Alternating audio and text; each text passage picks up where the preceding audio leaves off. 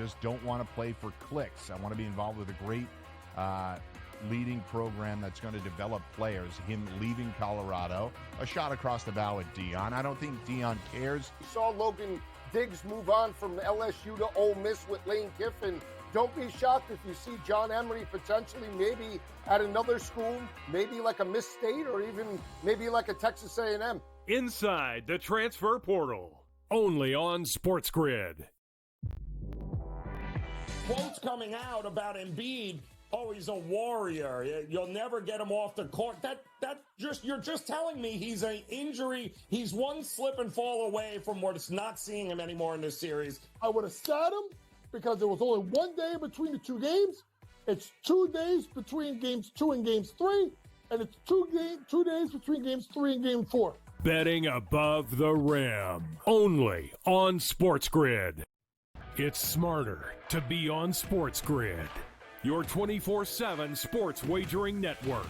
The early line. Magical and historic season in Lincoln, Nebraska continues. He is the best player in the NBA, but also in the biggest moments where the national media is watching. Newswire. Something that we have never seen happen before with one of the iconic coaches in the game. Pharrell Coast to Coast. The team covers. It's automatic.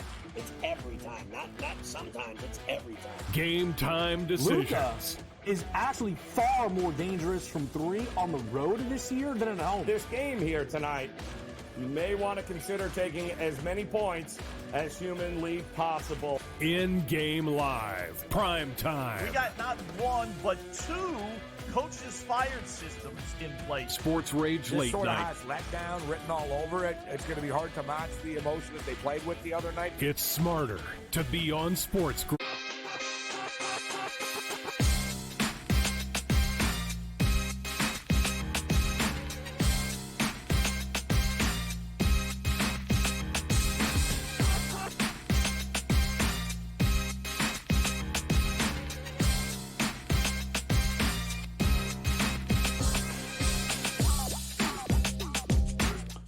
Welcome in. A very happy Friday to you. Game Time Decisions here on the SportsGrid Network. I'm Joe Raineri. Hope it has been a profitable week thus far. If not, well, we'll do our best to point you in the right direction here over the next couple of hours. We certainly have enough games going on here today across the sports betting landscape as we've got playoffs, and who doesn't love the playoffs? Urgency, and there is no more urgency than what we are going to have in the NBA here tonight as the Indiana Pacers at home down 2-0.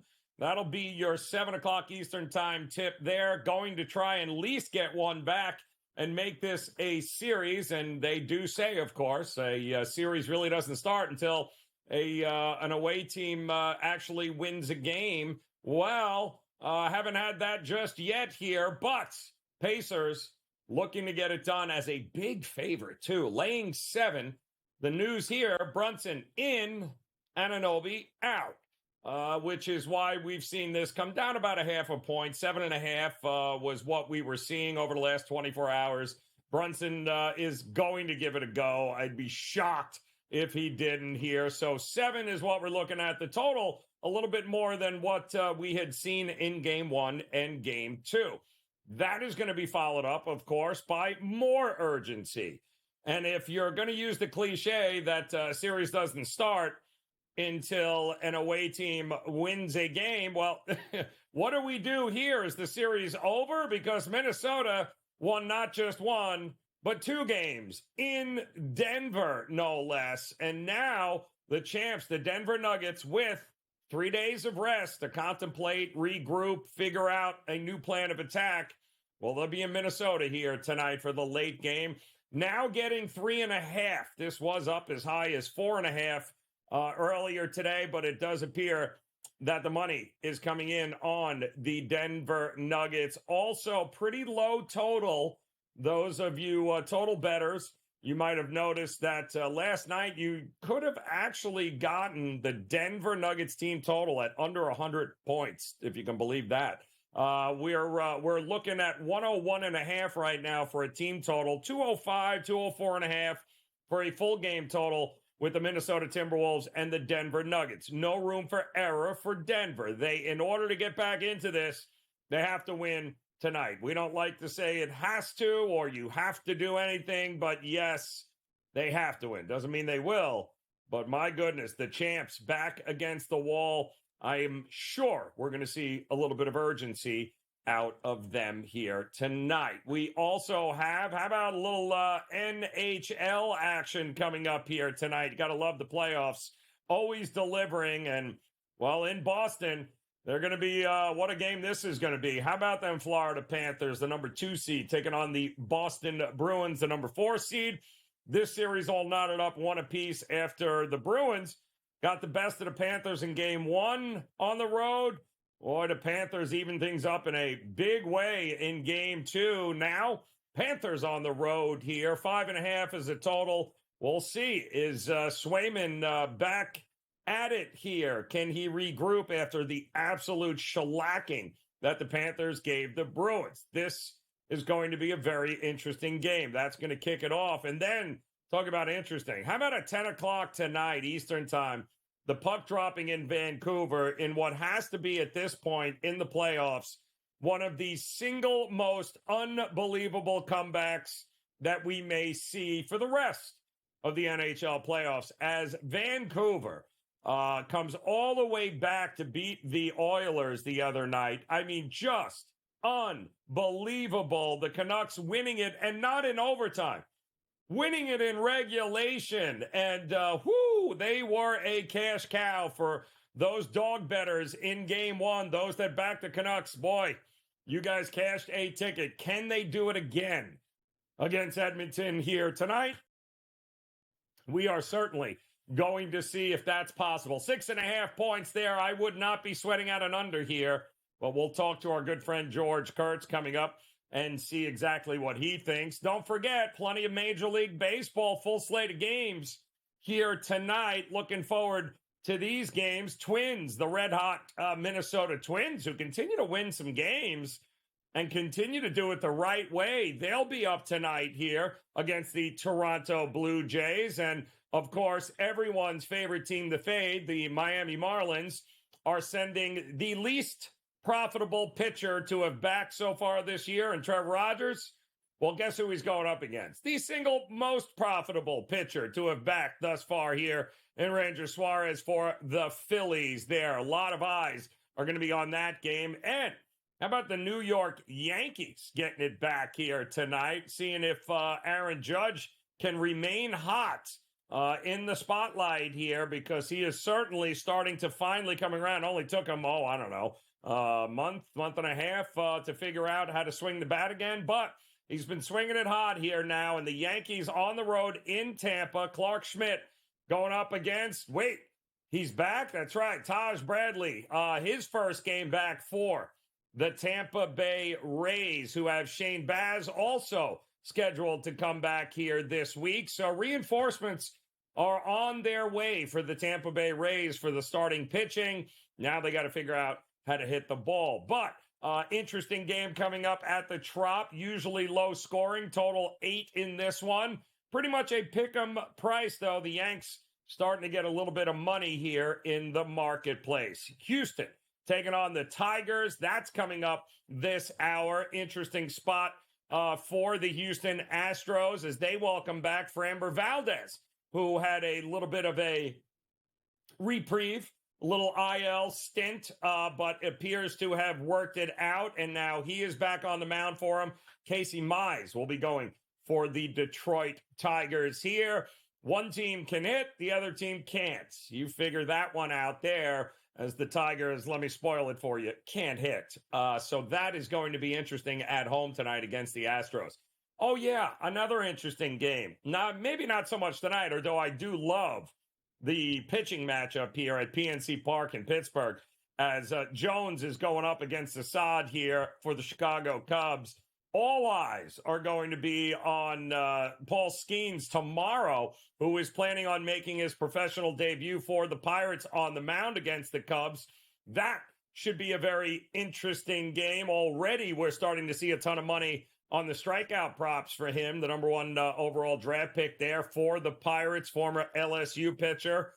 He has been lighting them up in AA, AAA, NEA at this point. He has been phenomenal, but the Cubs had some reinforcements back, too. It looks like Bellinger back for the Cubs in that lineup, and they could absolutely use the help offensively. A total of 7 in this game here tonight, by the way. Pitchers battle expected there. And Brandon Pfaadt is back on the mound here tonight for the Diamondbacks, taking on the Orioles. Have they started to figure some things out in Arizona? Pfaadt certainly has pitching. He's had now a couple of back-to-back great outings, really starting to work it out now, going up against Irvin for Baltimore, who is playing way above his pay grade at this particular point. But the Orioles with a day off, one of the best lineups, if not the best lineup in Major League Baseball. Well, they're going to test the Arizona Diamondbacks. We got Mets Braves a little bit later we'll talk about. Not to mention the red hot. Can anybody beat the White Sox? What? The White Sox red hot going up against old man Carrasco tonight and the Guardians. So we got a lot in Major League Baseball to talk about. We got a ton on the ice in the NHL playoffs, but coming up, the one and only Coach James Young is going to step in, and he is going to make the case for his New York Knicks. There is absolutely no way in the world Coach James Young would ever throw his Knicks under the bus and bet the Pacers. I assure you of that. Let's hear what he's got to say. Come back and join us here. Game Time Decisions on the Grid.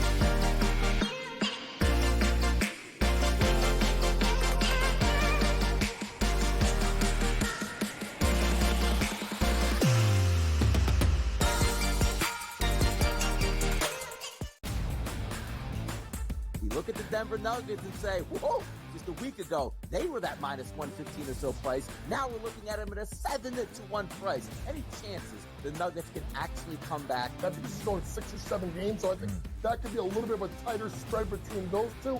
But when you got those two guys, those two monsters, and Towns and Edwards, it's just really hard.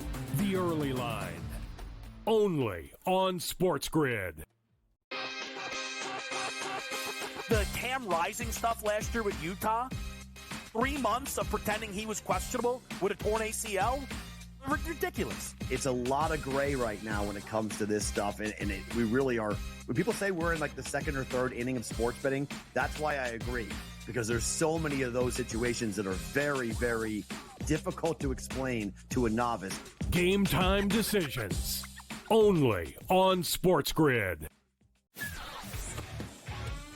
Game Time had 35 in the first half, Cam. And then, of course, he did not have another point the rest of the game. Lillard's, it's playoff game time. This guy will show up.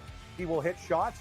Indiana, you better respond here, because I'll tell you, that's a bad loss. We were wrong, Carver. Like, hey, I admit, I was on the Pelicans. This game, I lost. Pharrell Coast to Coast, only on SportsGrid.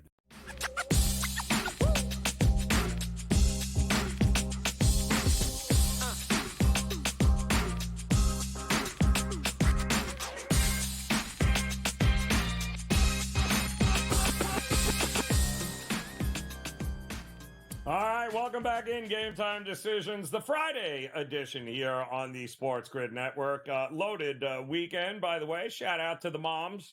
Maybe checking out here on the SportsGrid Network. Big weekend for you. Big weekend in the NHL, Major League Baseball, and, of course, the NBA playoffs continue to roll on. Round 2, Game 3s tonight in a couple of spots. And here to help us navigate is the one and only Coach James Young in the house here. And, Coach, I just told the fine people here tuning in that if it's one thing I know about New York Knicks fans is that they are not abandoning ship because of a couple of injuries here or there.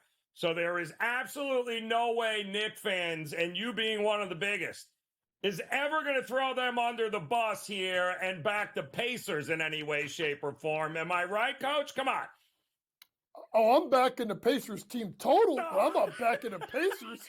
I mean, I guess I'm kind of splitting hairs here. And let's be honest. Here's why, folks.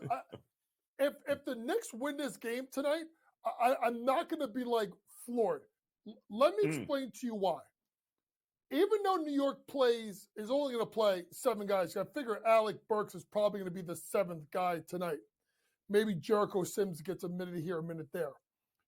It's not like the Knicks couldn't go to a 3-guard lineup of Brunson, DiVincenzo, Hart. Oh, wait, they're already doing it. Josh Hart's playing power forward at times. You know, you could see Deuce and obviously Brunson on the court together with DiVincenzo and with Hart. You may go 4 guards.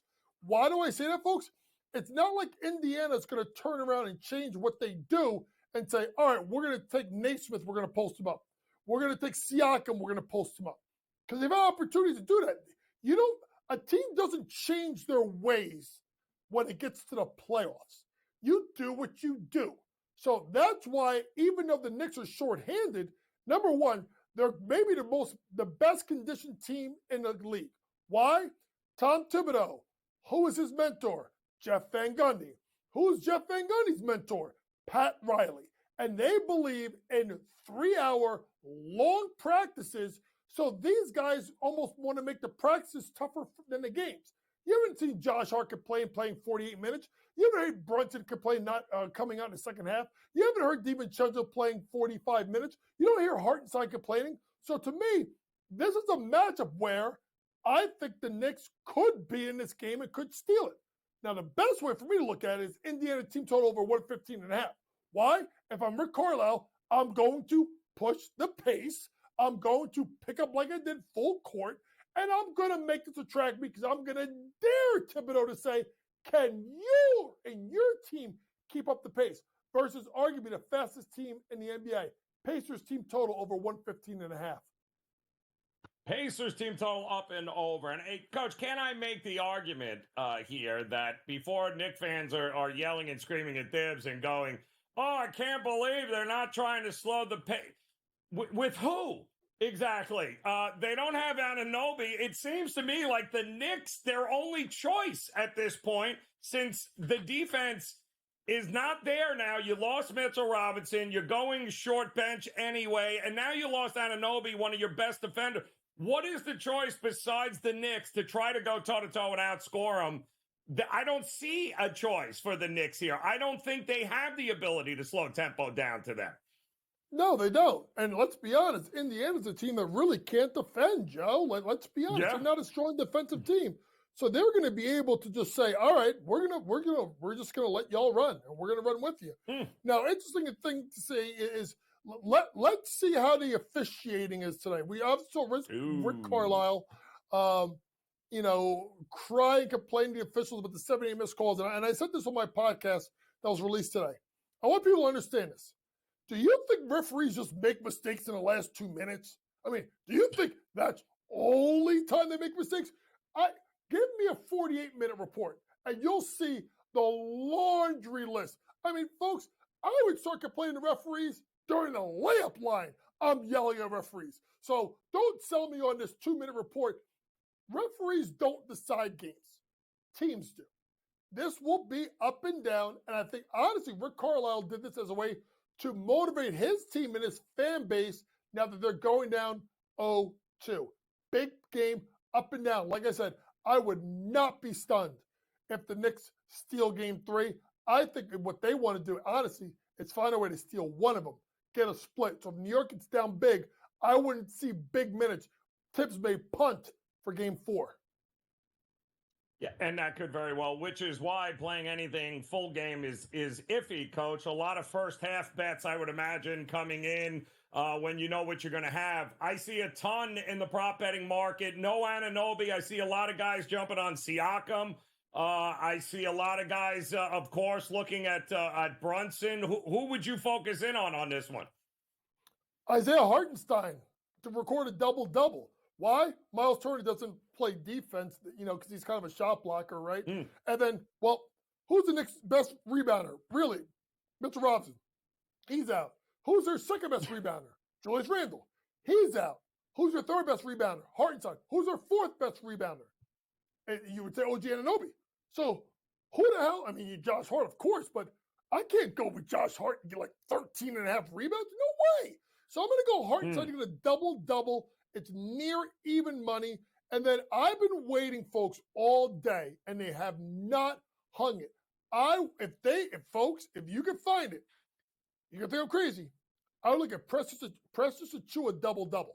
If you look at the two games in the regular season he's played versus Indiana, 13.5 points, 9.5 rebounds in 40 minutes. Look and see if you can find Precious. I haven't seen anything, but if you do, jump on it. Andrew Nemhard over 3.5 assists, over 10 of his last 15 games, 8 straight games versus the Knicks. I know there's a talk of TJ McConnell. I've talked about it going to the starting lineup. I think Nemhard, being at home, will play better, more pace, over 3.5 assists tonight. Can I interest you, Coach, since he has gone over his number in every playoff game this season? Obi Toppin over 10.5 points, Coach. What are you thinking? Absolutely. Obi's been playing great, and I think that's something you need to look at. And listen, anything that deals with pace, you want to jump on. Love Obi.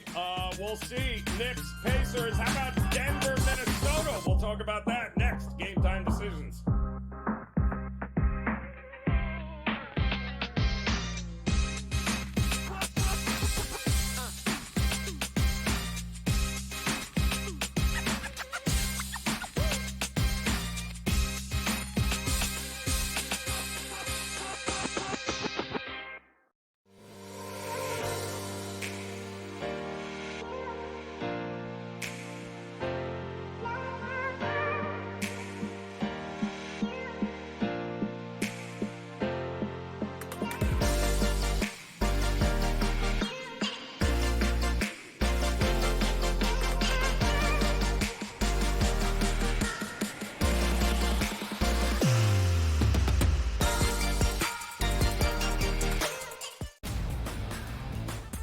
Look at the Denver Nuggets and say, whoa, just a week ago, they were that minus 115 or so price. Now we're looking at them at a 7-1 price. Any chances the Nuggets can actually come back? I think this is going 6 or 7 games, so I think that could be a little bit of a tighter spread between those two.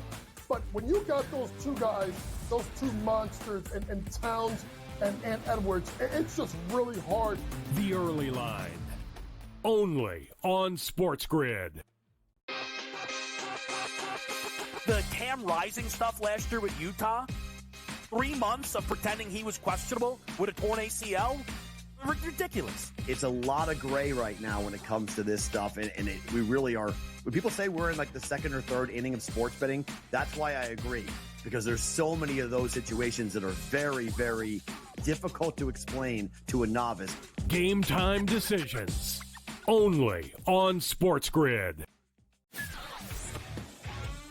Game Time had 35 in the first half, Cam. And then, of course, he did not have another point the rest of the game. Lillard's, it's playoff game time. This guy will show up. He will hit shots. Indiana, you better respond here, because I'll tell you, that's a bad loss. We were wrong, Carver. Like, hey, I admit, I was on the Pelicans. This game, I lost. Pharrell Coast to Coast, only on SportsGrid.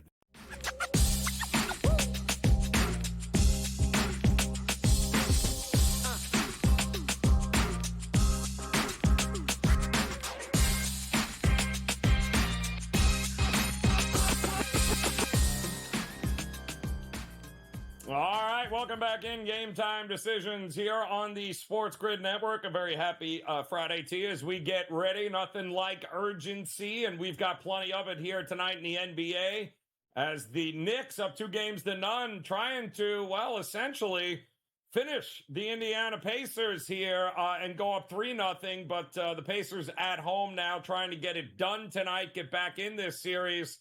And so are the champs. Coach James Young stepping in for us here. And, Coach, boy, oh, boy, they say a series doesn't start until a road team wins a game, right? Well, all right, Minnesota's already run 2.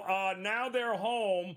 But we did also see them falter a little bit against Phoenix in this spot.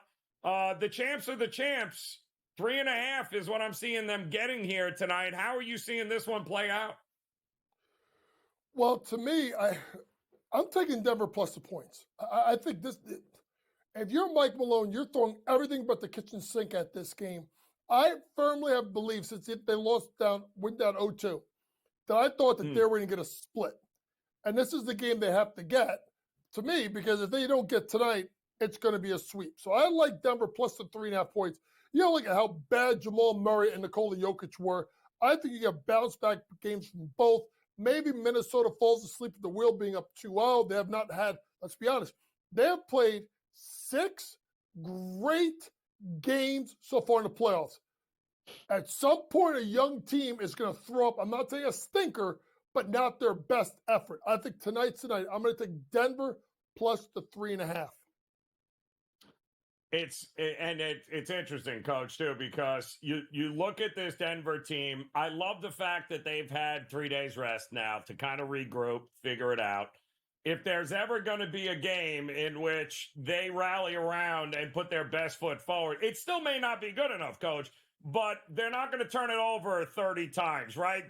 And the big man, the MVP, they're not winning if he doesn't show up here. Is it correlated, do you think, Denver winning and the Joker having a triple-double monster kind of game? Or can somebody else carry the load for Denver and still win? No, I think it's going to be the Joker, but I also think it's Jamal Murray. Now, listen, folks, it's minus 165. It's a lot of juice.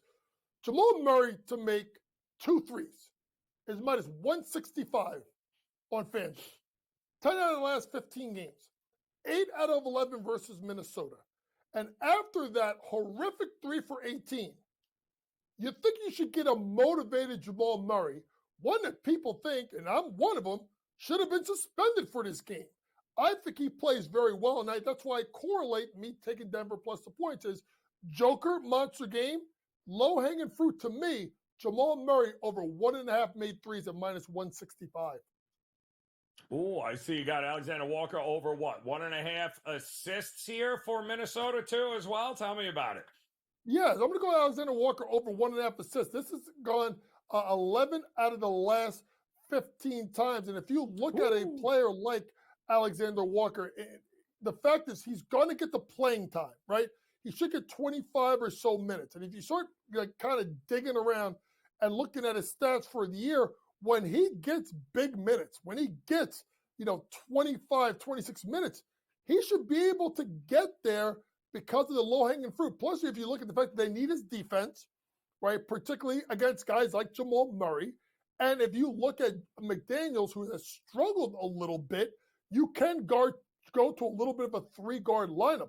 Alexander Walker, over 11 of his last 15, over 1.5 assists tonight. I don't want to see the Nuggets playing from behind, Coach. I think their best shot is they better win the first half. They better win the first half. They better not have to keep coming back here in these games. You like them early in this one if they're going to have a chance late?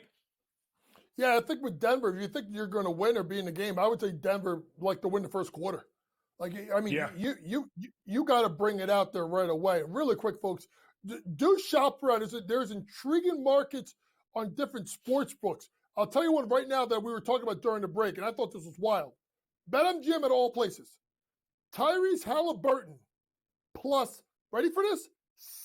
16.5 points versus Jalen Brunson. That means Brunson's got to score 17 more points than Halliburton. Halliburton that played really well in game 2, that's going to be aggressive and push the pace, and they're going to try and run Brunson out of the ball, and you don't know if the game gets a blowout, if Tips even plays them big minutes. Halliburton plus 16.5 points versus Jalen Brunson. Better hurry up with that. That word gets out. Ain't going to be 16 and a half for much longer. Coach, enjoy them games here tonight, man. We appreciate it. Game Time Decisions returns here on the grid.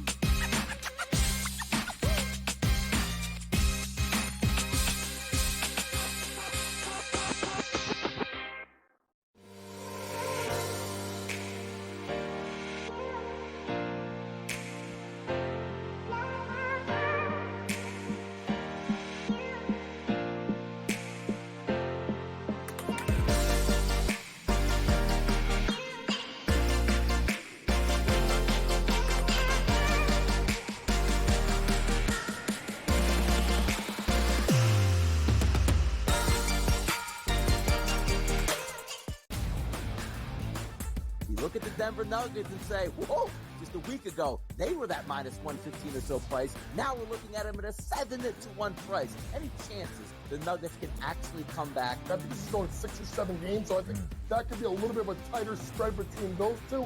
But when you got those two guys, those two monsters, and Towns and Edwards, it's just really hard. The early line, only on SportsGrid.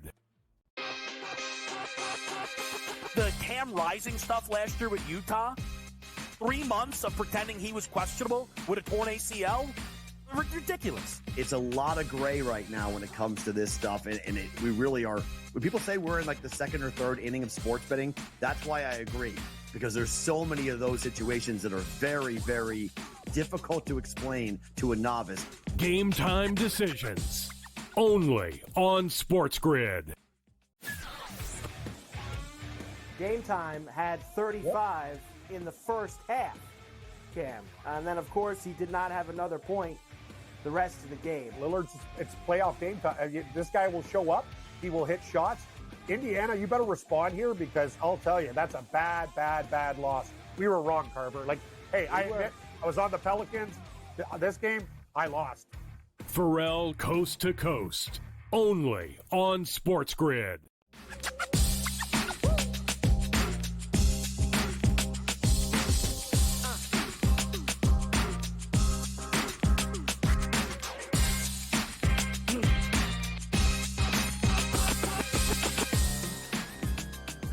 All right, welcome back in Game Time Decisions here on the SportsGrid Network, talking a little NBA playoffs here, and now we got another set of playoff games coming up here tonight in the NHL, and boy, it's getting good here with these 4 teams, and welcoming in George Kurtz here, of course, to lay it down for us here tonight. And Kurtz, you know, what a difference a game makes, right? So Boston comes into Florida, absolutely whacks Florida.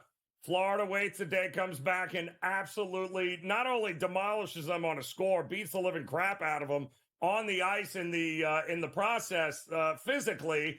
And now back at Boston for an all-important Game 3. Bobrovsky and Swayman's at it again. 5.5 I'm seeing here, Kurtz.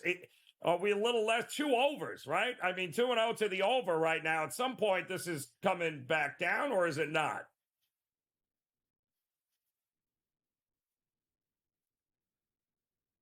Mm.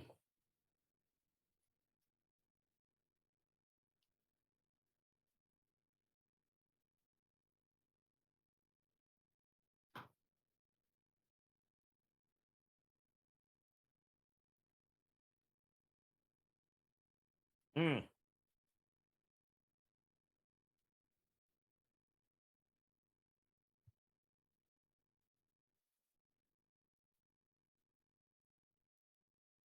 Mm-hmm.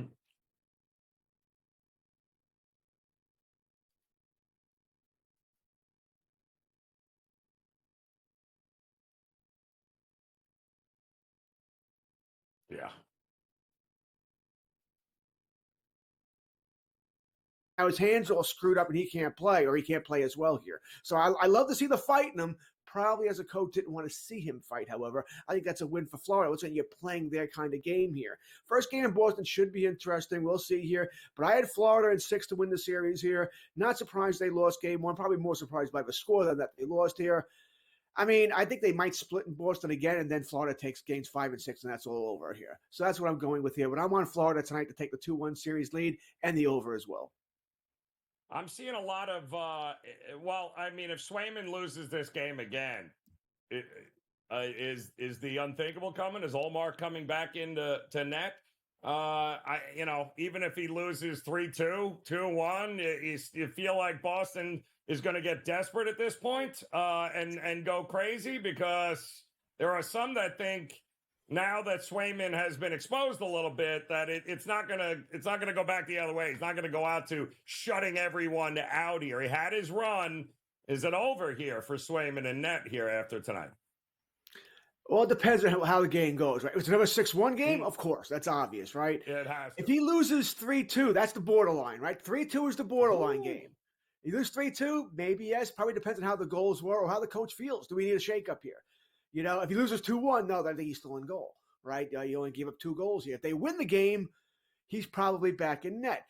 Think about the Vancouver-Edmonton game. We're going to start this next, right? Yep. If you were watching that Vancouver-Edmonton game on Wednesday, Solo started 4 goals in the first, whatever, and we were all right. We thought he might be out after the second period. All right, we were all complaining. Oh, those are bad goals. He's nervous. He's rusty. He's not playing well. Whatever. But then they win the game, right, Joe? They come back and win the game. All of a sudden, he's starting tonight because we all forgot about it. Shocker. And the coach doesn't want to change things up. So it's the same thing here. Yep. And Swayman's more of a proven goaltender, right? So it's the same thing here. Boston wins, unless it's a 7-6 win, which I don't expect, something like that.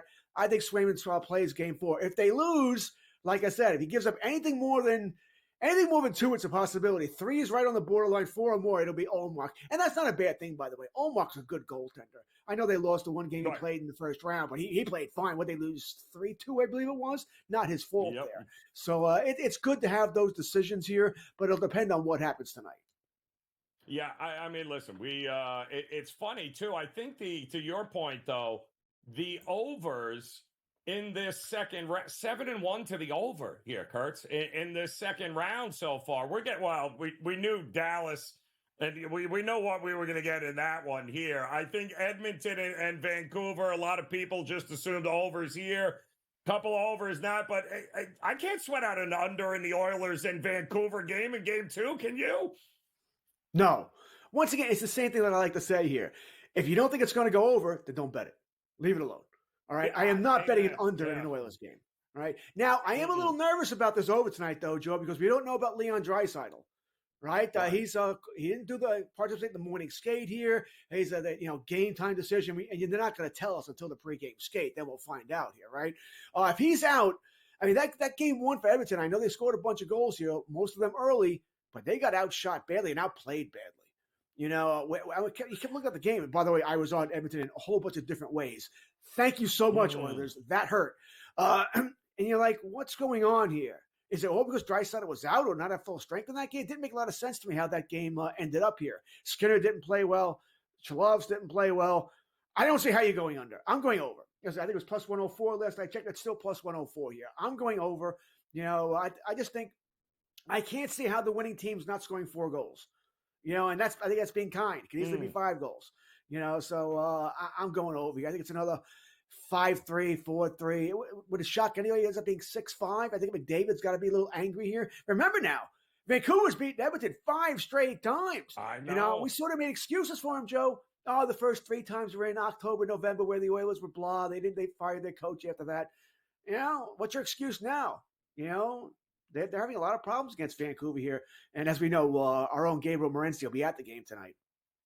Oh, see, very nice. And I'm wondering here, Kurt, one more. Vancouver, the patience, the no panicking in that game in the third, it was kind of impressive. I mean, Tockett's done a pretty good job with this team, but there wasn't any sulking. There wasn't, really felt they were out of that game, and a couple of things went their way, and next thing you know, the floodgates opened up. Man, you lose Draisaitl possibly, and you lost that game, and if you lose game 2, How do we trust, Edmonton moving forward in the future at all is my question. You don't. Was anybody truly trusting Edmonton? Right? You don't trust Edmonton. Just, Toronto. All right, we know what Edmonton is. Listen, they can score a lot of goals. They're fun. All right, they're the Colorado Rockies of the NHL, right? They're gonna score a lot of goals, score a lot of runs. Fun. It's fun. But to trust them? No, I don't trust that defense here. I don't trust Skinner in net. You can say the same thing about Vancouver, by the way, which is why we're taking the over. Because I got to think, Joe, maybe the strategy for both teams, put as much rubber on those goalies as possible. They're going to let in a bad goal or two, right? And if you get one early, by the way, that plays to the psyche, right? That plays, oh my God, I can't stop anything. Even if the defense starts thinking that, I got to block all these shots. I got to take more chances right now. So we don't trust the goalies. There's no Shesterkin here. There's nobody like that. So, yeah, I think that's why I have to go the over tonight. It may not be a heavy bet because I don't know about Draisaitl yet, but I'm going the over. I just don't. Listen, if they clamp it down to 2-1 game, fine, I'll eat it. But there's no way I'm ever betting the under. No. And if they go back home down 2-0, I don't think the market's going to turn on them yet. But if you can't believe what you've seen from Vancouver, like you said, 5 times in a row now. I know by the way, who's the home team?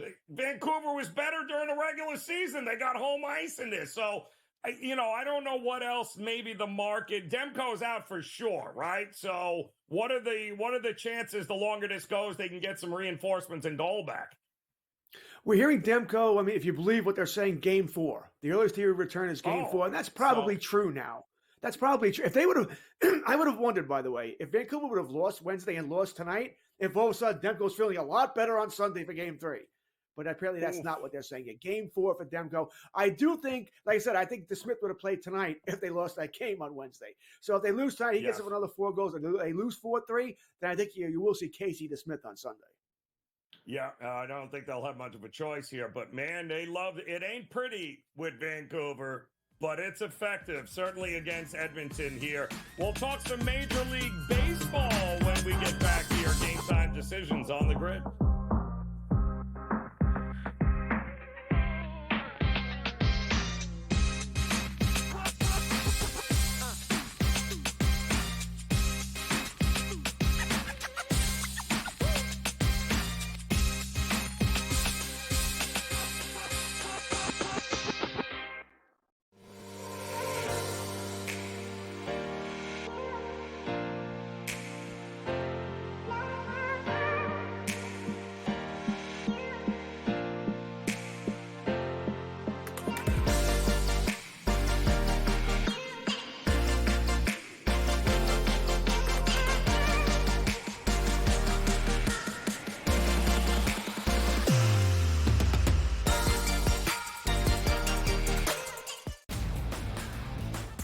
Look at the Denver Nuggets and say, whoa, just a week ago, they were that minus 115 or so price. Now we're looking at them at a 7-1 price. Any chances the Nuggets can actually come back? I think this is going 6 or 7 games, so I think that could be a little bit of a tighter spread between those two. But when you got those two guys, those two monsters, and Towns and Edwards, it's just really hard. The early line, only on SportsGrid. The Cam Rising stuff last year with Utah, 3 months of pretending he was questionable with a torn ACL, ridiculous. It's a lot of gray right now when it comes to this stuff, and we really are. When people say we're in like the second or third inning of sports betting, that's why I agree, because there's so many of those situations that are very, very difficult to explain to a novice. Game Time Decisions, only on SportsGrid. Game Time had 35 in the first half, Cam. And then, of course, he did not have another point the rest of the game. Lillard's, it's playoff game time. This guy will show up. He will hit shots. Indiana, you better respond here, because I'll tell you, that's a bad, bad, bad loss. We were wrong, Carver. Like, hey, I admit, I was on the Pelicans. This game, I lost. Pharrell Coast to Coast, only on SportsGrid.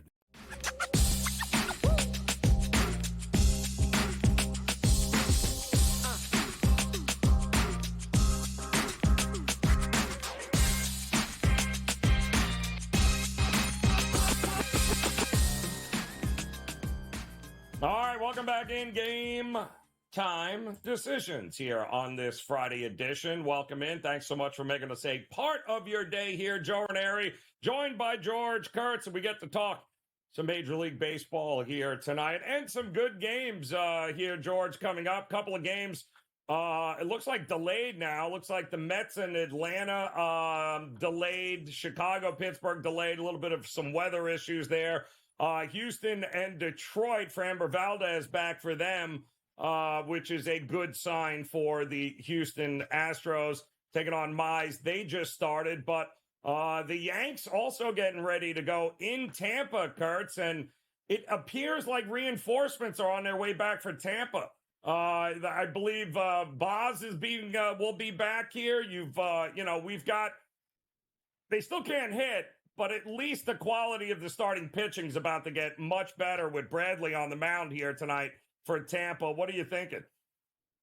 Yeah, you said here, Bradley's starting tonight. I think Fairbanks, their top reliever, could be back over the weekend as well. Shane Baz will be back. So they are getting some replaced. I think Brandon Lowe, by the way, is also, for whatever you think about him, he should be back within maybe the end of the weekend, early next week as well here. So they are getting healthier, which really has been a story about throughout baseball, by the way. All the injuries, my God.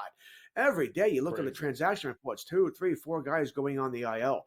As far as tonight, now, listen, Tampa Bay has been the house of horror for the Yankees and Aaron Boone. Right? I think I saw this morning, 22-27, I believe was their record against Tampa. Not good under Boone. So they've had their issues there. It's hard for me to bet on the Yankees in Tampa. I said they don't play well. There are weird things happen there. That stupid stadium with the dumb crosswalks and the ball getting lost in the ceiling there. Can't stand it. That being said, they are the better team. They handled Tampa pretty well when Tampa was up here in New York. Probably should have swept that series. You said they can't hit. Right, Tampa's having trouble hitting right now. So maybe the under's where we want to attack. It is at 8.5. You know, Clark Schmidt versus Bradley. Under is you're going to pay juice here, which I don't like, -122. But I think the under is probably the play here. I lean towards the Yankees. What I'm trying to say is this: it'd be small plays on the Yankees and the under here. The Yankees, they're playing better baseball. At least they were. They sort of reversed last night to a team they were the first 6 weeks of the season. 0-for-9 with runners in scoring position, something like that. Their runs came on the home run. The home runs by Volpe and the monster shot by Judge. So they still got to get those productive outs here. But the Yankees do look like they're turning the corner as far as the offensive team they could become. Interesting game coming up too with and it has not been great for the Diamondbacks here. What are they sitting at 18-20, a couple of games under 500 here. It would seem that a team at 18-20 would have been a bigger dog here tonight against Baltimore, who didn't play yesterday. But call me crazy. I think Fats played really good or pitched really well last couple of times out. I don't trust Irving. I think if you're going to back a dog here, I wouldn't hate the idea of the Diamondbacks here keeping this thing much closer than people anticipate. I don't mind you. I'm not on Baltimore tonight because I don't trust Irvin either here. But the over-under, 7.5? I'm not big on fat either, by the way. You tell me this over, 7.5? I know it's a little cold here in the Northeast, which may be why those totals are a little lower than we're used to here. You mentioned the Met game is a delay. They should play, by the way. The rain's not bad. All right, it's not supposed to be all that hard here. Baltimore, I imagine, have the same type of weather here, high 40s, low 50s, and cool, to put it nicely. But 7.5, I'm going after this. At only -120, I think we're getting runs tonight. I don't care how cold or cool it might be here. Give me the over here. And I do lean towards your Diamondbacks as well here, though I'm not betting it. Yeah, Irvin's got 20 2/3 scoreless now. His streak is running, so maybe people think that he's just unhittable. And we're going to see about that one altogether. I'm not buying it either. What about Ryan tonight against Kikuchi, Minnesota and Toronto? It felt like Ryan's a pretty decent price. It's a pick-em price here. One team I trust, one team I don't. Although I don't trust either of these teams, but the Twins are making me believers here, especially now that their bullpen and Duran is back. Yeah, they're getting healthy as well here. You mentioned Duran came back, so he's good. Correa came back too, for whatever anybody cares about that. Yep. So they're playing. We know they're playing so well. What they've run 14 out of 15 or something crazy like that. So they're playing really well. And the Blue Jays kill me. They just every year, Joe. I keep thinking this will be the year that they become the team where their talent, what they are on paper, should be. Every year I think this, and they never do. And I don't know why I keep buying into it. All right, do it over and over again. I'm on with Twins. You mentioned you're going to be a pick and price for a team that's winning versus a team that seems to find a way to lose. Right? They move Bichette down the lineup. Guerrero can't hit with people on base. We can go over and over this year. I know Kikuchi's pitched pretty well here. I think above his talent level, sort of what Irvin's doing for Baltimore. Same thing, above his talent level here. Give me the Twins. Not a huge play, but I'll take the Twins tonight in Toronto. Yeah, Kikuchi under 17.5 outs. I don't mind that either, given the fact that the Twins, fourth highest OPS against lefties. That's not a train I want to get in front of, Kurtz, in any way, shape, or form. And apparently, I don't want to get in front of the Chicago White Sox train. They actually don't suck anymore, Kurtz. They're actually playing decent baseball and winning some games. And I don't trust Carrasco, do you? No. When I first saw this, Joe, I'm like, I'm going to take the White Sox tonight. They'll be a dog. They're the favorite tonight. They're actually the favorites. I can't do it now, right? If anything, I would probably take Cleveland. Carrasco's terrible. All right, Carrasco doesn't throw the ball very hard. I think the White Sox will do well. I think it'll be a close game. At the very least, I think it'll be a close game here. But I couldn't believe that the White Sox were favorite. You just don't expect them to be a favorite here. But listen, they are terrible. Don't kid yourself. But I think they'll do well against Carrasco tonight. They'll be able to hit him. And Crochet, who's been up and down, right? He is there up and down here, but I think he'll keep them in the game here. I still do like the White Sox here, but the fact that they're the favorite and not the dog led me to stay away from the game. Phillies laying the 1.5 against Miami with Suarez on the mound. Oh, yeah, come on. That. Where's my Captain Chalk guy? Where's my Captain Chalk cartoon guy coming across here? Of course I'm on the Phillies tonight. Trevor Rogers? No, all over the Phillies. Take the run line parlay, whichever way you want to go. Yes, all over the Phillies tonight. This is the kiss of death, folks. There is not one person I have talked to all day that is not on the Phillies in some way, shape, or form. And yikes. But sometimes, Kurtz, you'll admit it, right? When it walks like a duck, talks like a duck, it's a damn duck, people. And I think that's what we've got here coming up tonight with the Phillies and the Marlins coming up at the top of next hour. How bad is the weather right now by you at Mets and Braves here? Oh, we're out. Never mind that.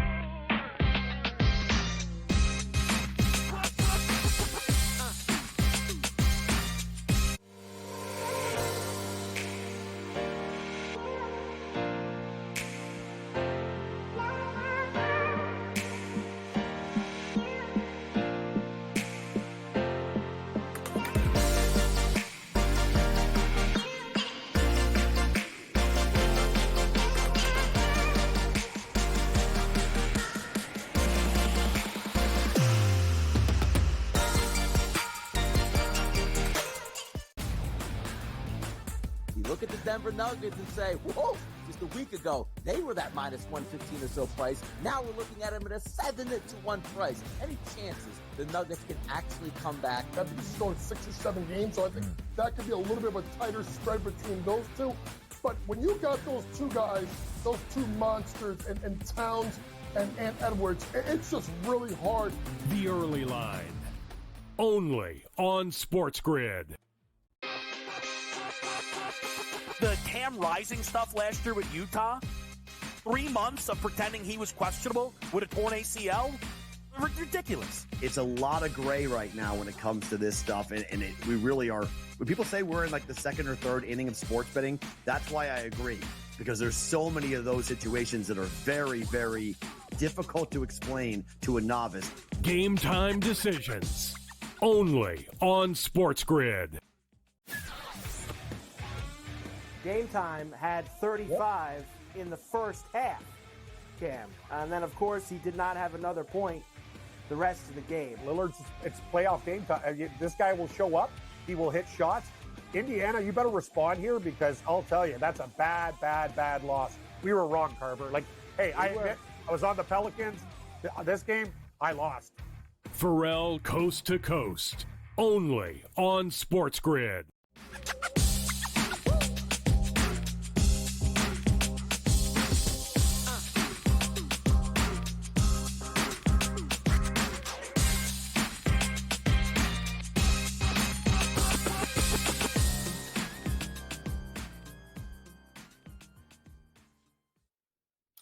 right, welcome back in here. It is, it's Game Time Decisions here on the Sports Grid Network. It is the Friday edition, and coming up, T-minus, I don't know, about 6 minutes or so, we got a lot getting ready to kick off, including the playoffs, both on the ice and in the NBA.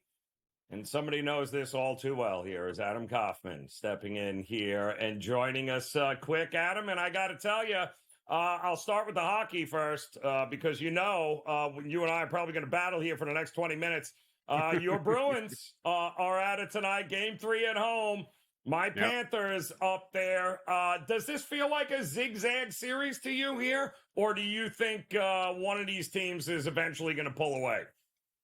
Well, I feel like I should begin by saying I am also on the Phillies tonight. I just wanted to mix that in, because I know all of you are obsessed with the Phillies tonight. So I have money line, run line. I'm all over the Phillies tonight. How do you not love Ranger Suarez? Come on.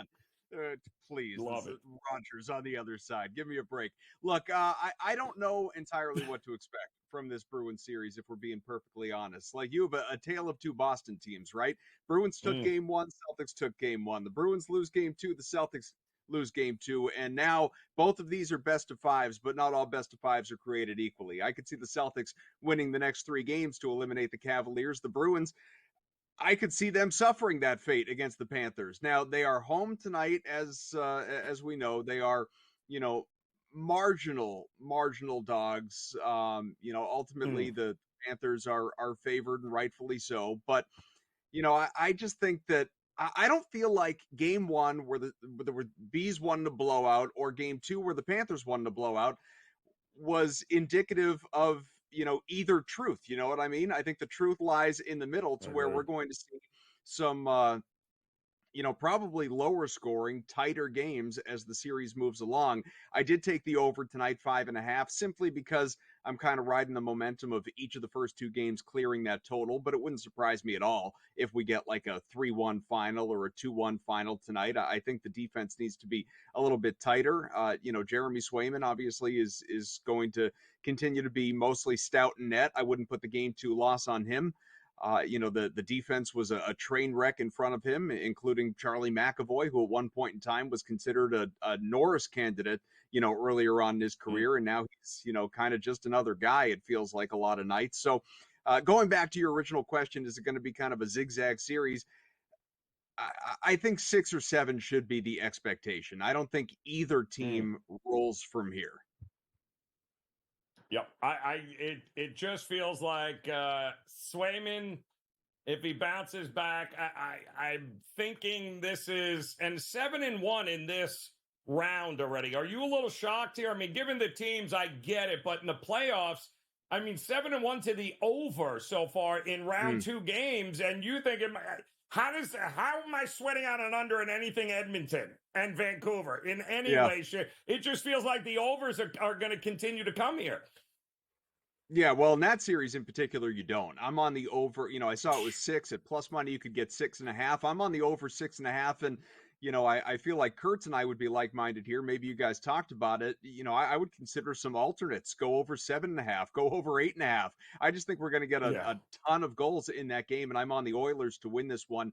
To me, and I was on them in game 1, and I think that was kind of your classic case of right side, wrong result. They were up 4-1 the third period of that game and absolutely imploded, barely got a shot on net in that third frame, and the Canucks came back, obviously, and credit to them. It was an historic comeback. It was, if I wasn't invested in the game, it would have been entertaining as hell. I just think the Oilers are too talented to not right the ship tonight. But yeah, I think you need to go over in that one. To your point, though, it's weird. Usually with playoff hockey, the more it goes on, the tighter it gets, the lower scoring it gets. You start to see some 5.5s pretty consistently. 6.5s, they don't show themselves here in mid-May, but here we are. Maybe it's just the new era of the NHL. Only 8 shots on goal in the second and third period in that game for Edmonton. Gross. And I'd be shocked. Shot props for me all night. They are going to throw everything they have. They're going to be peppering it at Vancouver's goalie and making him work a lot here tonight. So 2 games, the playoffs underway here in the NHL. Should be a fun night here. But of course, coming up, the start of the NBA playoff night schedule here with the Knicks in Indiana. We got much to discuss when it comes to the playoffs in the association. Looking forward to tonight's game. We'll hear what Adam has to say, and we'll do it when Game Time Decisions comes back here on the grid.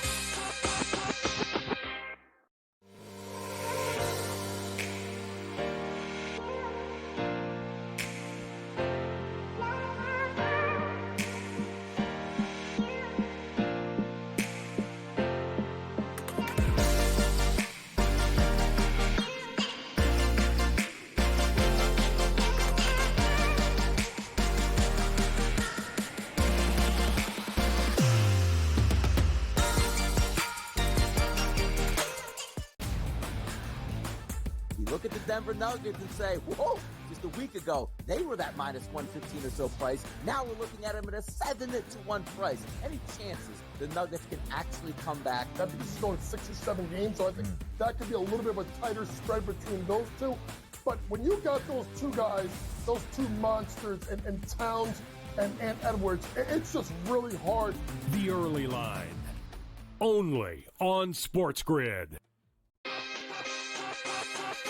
The Cam Rising stuff last year with Utah, 3 months of pretending he was questionable with a torn ACL, ridiculous. It's a lot of gray right now when it comes to this stuff, and we really are. When people say we're in like the second or third inning of sports betting, that's why I agree, because there's so many of those situations that are very, very difficult to explain to a novice. Game Time Decisions, only on SportsGrid. Game Time had 35 in the first half, Cam. And then, of course, he did not have another point the rest of the game. Lillard's, it's playoff game time. This guy will show up. He will hit shots. Indiana, you better respond here, because I'll tell you, that's a bad, bad, bad loss. We were wrong, Carver. Like, hey, I admit, I was on the Pelicans. This game, I lost. Pharrell Coast to Coast, only on SportsGrid.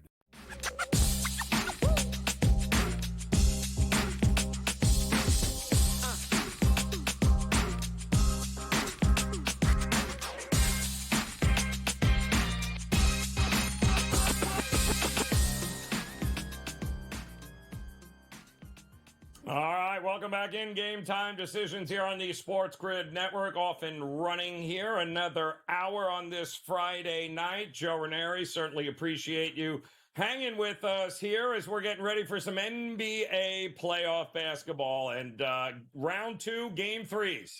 And you want to talk about back against the wall. We got a couple of beauties here tonight. Adam Kaufman hanging out with us here again on the SportsGrid Network. And all right, we talked about some NHL games. Love these 2 games here tonight. Interested as to what we're going to get. But, man, when you got a home team in Indiana down 2-0, you've got 3 guys healthy on the Knicks. And they're actually handing out uniforms to anybody on the street who wants to come and play for them. Listen, the Knicks were a 6-point favorite in game 1. They're a 7-point dog on the road in game 3. Are you kidding me? What are we looking at here? Do they punt on this game? Is that what everyone seems to think? Yeah, I think Knicks uniforms are actually the special giveaway when you go into the game tonight. It's not bobbleheads or rally towels. It's an authentic jersey with your name on it. You know, to the first 500 men, 18 plus, who are eligible to play in this game. That's right. It's true. I mean, look, Tibbs, when everybody is healthy, runs his guys into the ground. Josh Hart has been playing nearly every single minute available. We saw him play 46 a couple games back, in the last series out of 48, 53 in an overtime game, 48, which is the max in each of these first 2 games of this series. And you get OG Anunoby banged up in the last game, already been ruled out in this one. Jalen Brunson, who I think we all knew was going to play, but was officially questionable. Of course, he is in. And right now, so you consider, you go back to the regular season, right? And pull up the list here. Julius Randle, out. Mitchell Robinson, out, dinged up in the playoffs. Anunoby, as mentioned, out. Bojan Bogdanovic is not going to play. And so that leaves you Brunson, DiVincenzo, Josh Hart, Precious Achua is starting, Isaiah Hartenstein, Joe Raineri, George Kurtz, Adam Kaufman. Like that, seriously, who is Tibbs going to throw into this game? And so I would expect, like even go over on Miles McBride's 8.5 points, because he's going to play. He's going to get run. I mean, Tibbs is going to go 6 deep in this game. Now, all of that being said, I've seen a lot of people on the Pacers. It was minus 5.5, 6.5 last night, minus 7.5 just a little while ago. I'll say it was the current line right now, seeing 7.5s out there. Even still, I would take the Knicks with the points. I would. Now, that doesn't mean they're necessarily going to win. I'm not sure that I would get ballsy enough to go with them on the money line. Although if you are, it is a hefty number. You can get them at right around plus 240, plus 250 if you do think the Knicks are going to figure this out. I'm just banking on a close game and staying within that number. And so I think the number's big enough to where that's not a lot to ask. The Knicks have shot the ball well enough, and Brunson has proven healthy enough after missing much of the first half in that last game and coming back and having a really electric second half. I think he has shown that he's going to be good enough here in this one to at least keep this thing close. And, from there, it's just a function of who does he get help from. I would expect another big game from Hart all the way around. Don't be surprised if he has a triple-double. That number a couple days ago was 11-1. I got it when it was 7-1. It's probably down even a little bit now, maybe in the plus 550 or so range, but still, you got to consider it, because with no Anunoby, he becomes much more of a facilitator. So you might want to consider going over on his assists. The rebounds are going to be there, and the dude's hustling all the time. He's all energy. Dante DiVincenzo is going to be launching it from 3. You could certainly justify going over, if not on his points, on his PRA, points, rebounds, assists, and just in general, points, Joe. I mean, 222.5 is the total in this game. We saw over 230 in game 1, over 250 in game 2. Ride the trend, man. Just expect that we're going to see a whole lot on both sides, because the Knicks are apt to keep up with you, and the Pacers, we know, go at a frantic pace.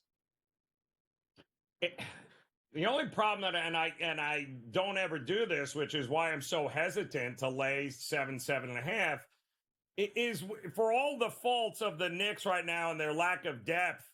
What the hell has Indiana figured out defensively? How do we trust the Indiana Pacers to all of a sudden flip a switch and they're going to lock down this Knicks starting 3 or big 3, the Villanova 3, whatever you want to call them? They have been lighting them up the first 2 games.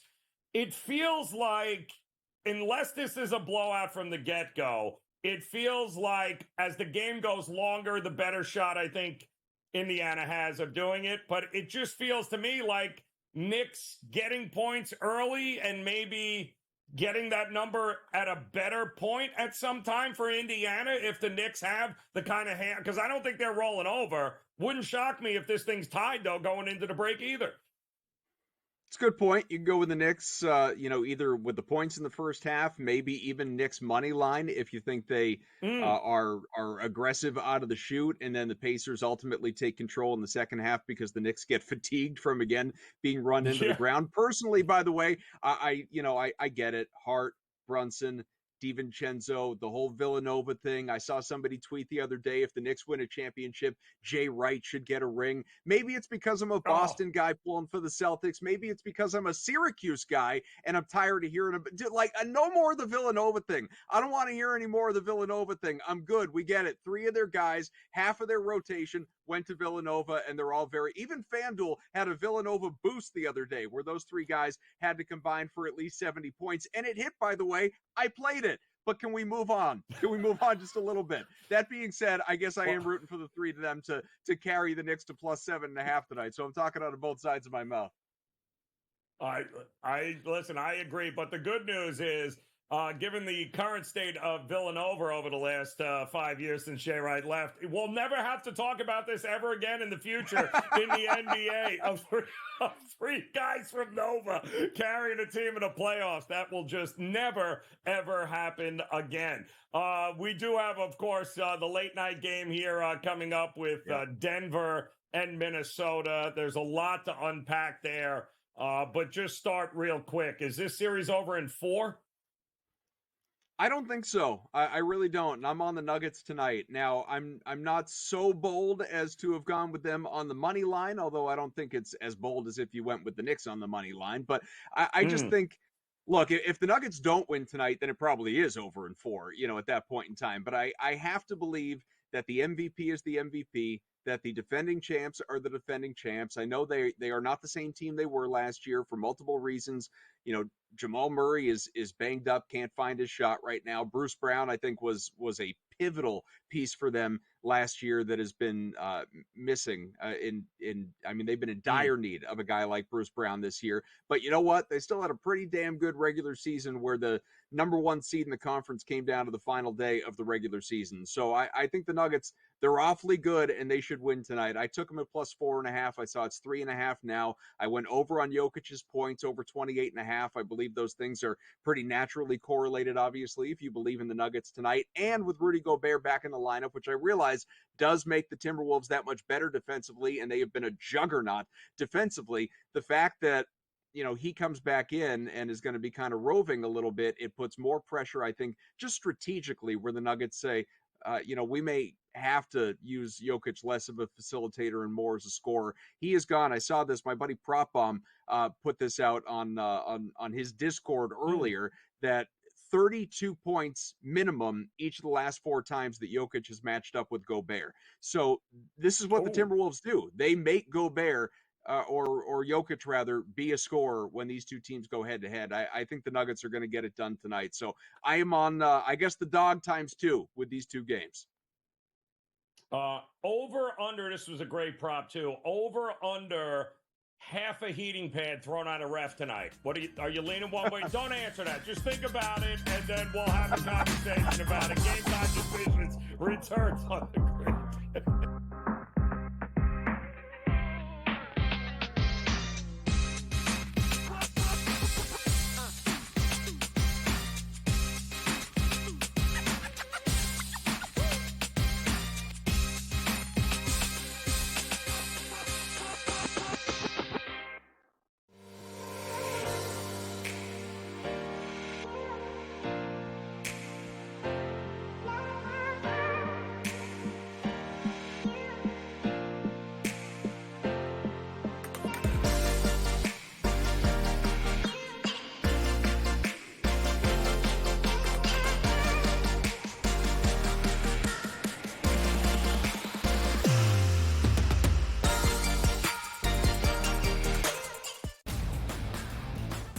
Look at the Denver Nuggets and say, whoa, just a week ago, they were that minus 115 or so price. Now we're looking at them at a 7-1 price. Any chances the Nuggets can actually come back? I think this is going 6 or 7 games, so I think that could be a little bit of a tighter spread between those two.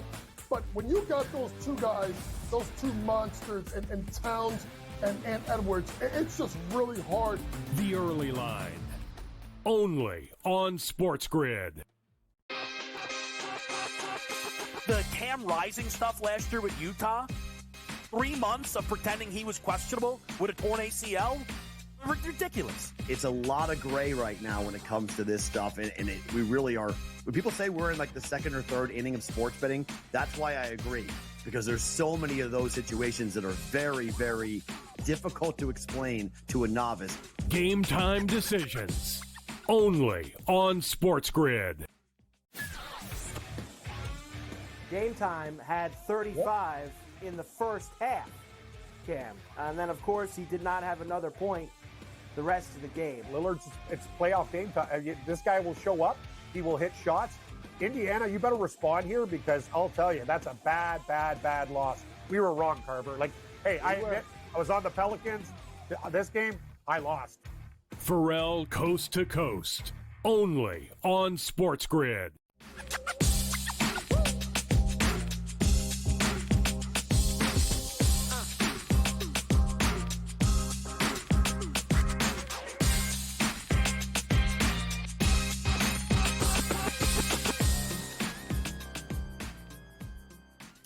welcome back in. Game Time Decisions here on the Sports Grid Network. Panthers and Bruins. Puck is dropped. Couple of minutes into that. Still no score in that one. 5.5 was what the total was. Kind of a pick 'em price either way. We'll keep you posted on that. But we are getting ready, of course, Knicks and the Pacers. That should be also interesting. And Adam Kaufman stepping in here. Adam, you and I were just talking. We looked it up. It was kind of hard to believe. I saw this morning in a couple of spots the Denver Nuggets team total, 99.5 it was briefly this morning.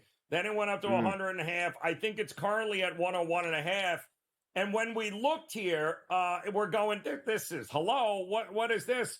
But 4 out of the last 6 times they have played Minnesota, they haven't cracked 100.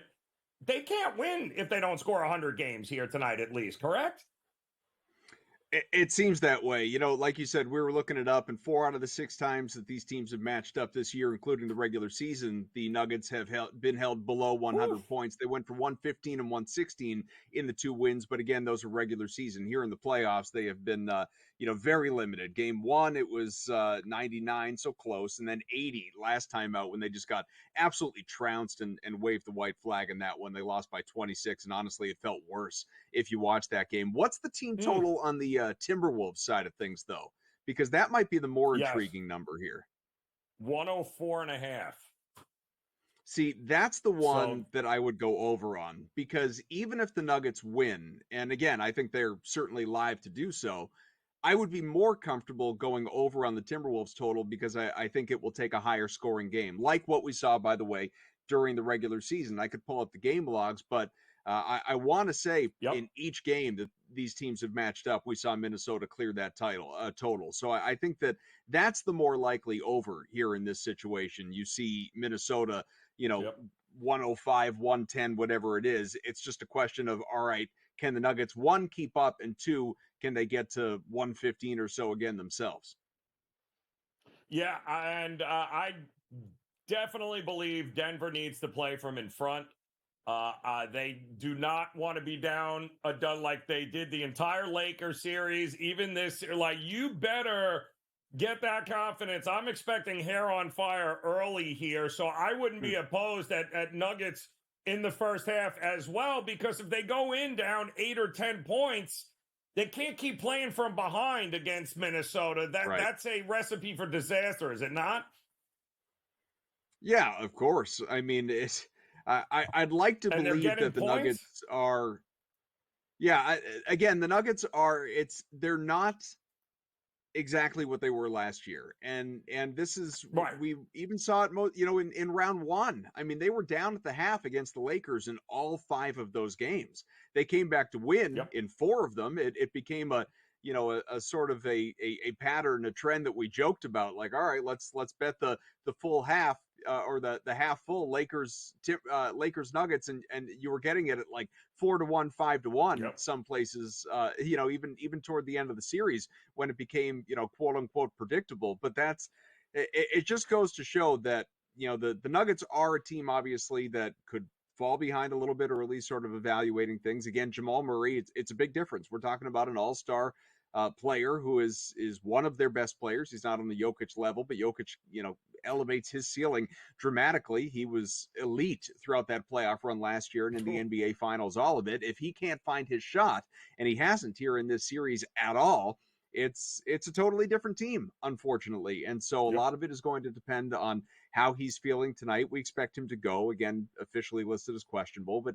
he's going to play. Season is, for all intents and purposes, on the line because, like we said earlier, if they go down 0-3, they're out, they're done. It's, Minnesota will put that thing away. And so, use that, whatever advantage you can. They're not at home, not that home court and the altitude and all that proved to be an advantage these first 2 games, but, just be who you were throughout much of the regular season. Do your best with Jokic at his best. He's maybe, I'm kind of rambling here, but as I think it through, I mean, I already told you about the over 28.5 points for Jokic.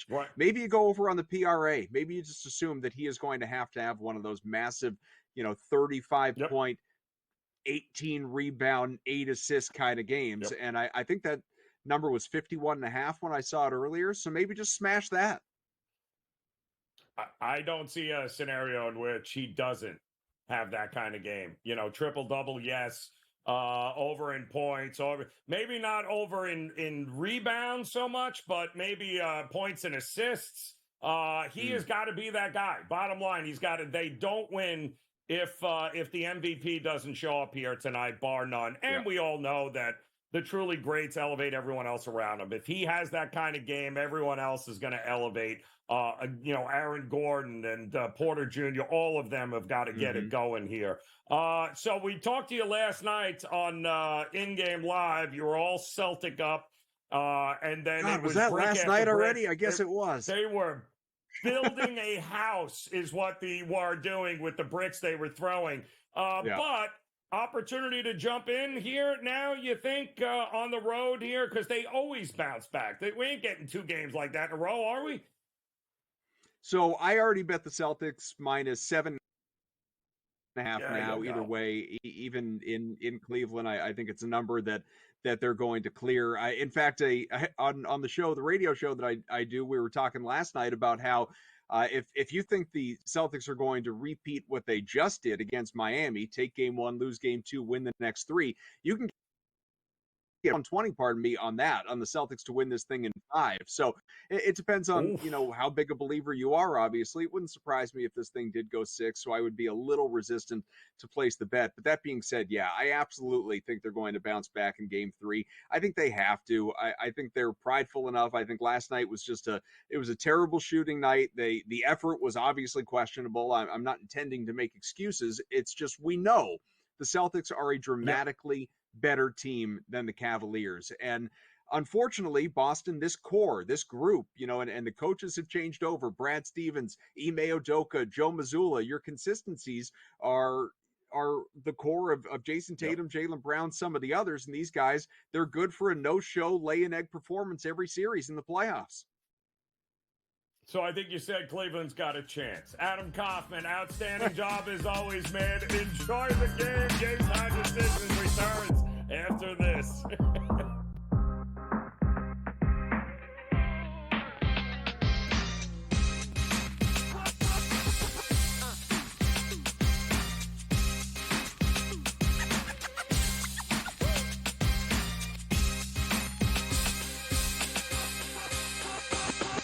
When it comes to betting on sports, injuries matter, and Sports Injury Central has you covered all year long with expert injury analysis and injury-based picks for the NFL, NBA, and MLB. Our former pro sports doctors have unmatched experience to analyze every injury so you know the impact of the player, team, and their upcoming matchup. Whether it's articles, podcasts, player insights, or our patented injury scores, Sports Injury Central will help you keep up with your fantasy team and make more informed wagers. So make sure you follow Sports Injury Central and gain an edge at sixscore.com. Your gut says Miami is going to win, and you should take the over. Your gut also said your NFT selfies would only go up in value. They didn't. But your head is on SportsGrid and knows the QB is in concussion protocol. The backup has a 45 QBR against the zone coverage. The New York D has the most sacks in the league. So yeah, trust your head. It's smarter to be on SportsGrid. Anyone that's been to a sporting event, the atmosphere before a game, I think Game Time Decisions has that same exact atmosphere. This is our arena. This is what we do. There is going to be an energy to Game Time Decisions that you will feel night in and night out. The excitement you get when you lock your bets in, when you're figuring out what you want to do, we can zone in on the biggest games each night. I want this to be the place that people come to before the games start so they feel as ready as possible to lock in their cards. We are going to hit every single one of those markets that you need to know about. We're going to go through every single thing, and I've got a great team behind me that's going to help me get the job done. There is not going to be a better place, I promise you, than Game Time Decisions to get that new information, react to it, and be able to then bet accordingly. We will have everything at our disposal, and we will use that to our advantage. I'm Kevin Walsh. Tune into Game Time Decisions from 6 to 8 p.m. Eastern.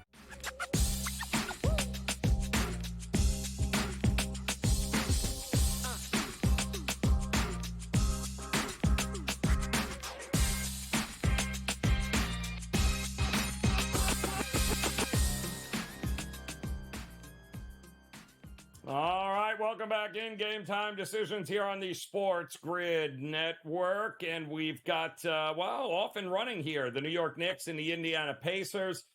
Pacers out in front right now, 14-6. With about 7 minutes to go, we'll have more on that game. An update with the Florida Panthers and Boston Bruins. That is coming up.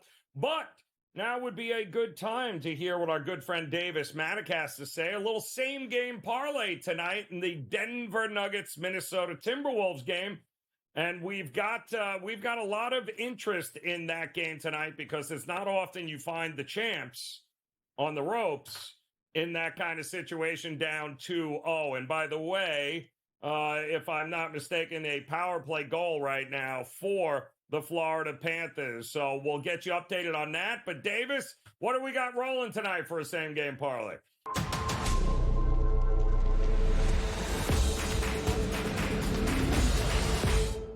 All right, guys, we are back with another same game parlay on the FanDuel Sportsbook. Game 3 between the Nuggets and the Timberwolves. The Nuggets going on the road, desperately needing a win.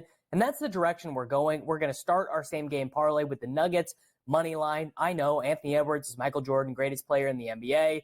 However, Nikola Jokic, I cannot imagine this Denver team going down like this. I think even on the road, they get their first win of the series tonight. We are also going to take Jokic to record over 25 points. You could ladder that up to 30. You could take Jamal Murray over 20 points. Lots of ways to play that. I'm going with Jokic to score 25 or more. And key player here, Michael Porter Jr., I think he has got to be making three-pointers to give Jokic some space to trouble Gobert, to trouble Karl Anthony Towns and Nickeil Alexander-Walker. So we are taking MPJ to make 3 or more three-pointers in this game. This 3-leg same-game parlay gives us plus 357 odds. Nuggets money line, Jokic over 25 points, and Michael Porter Jr. to make 3 or more threes. Good luck tonight, everybody.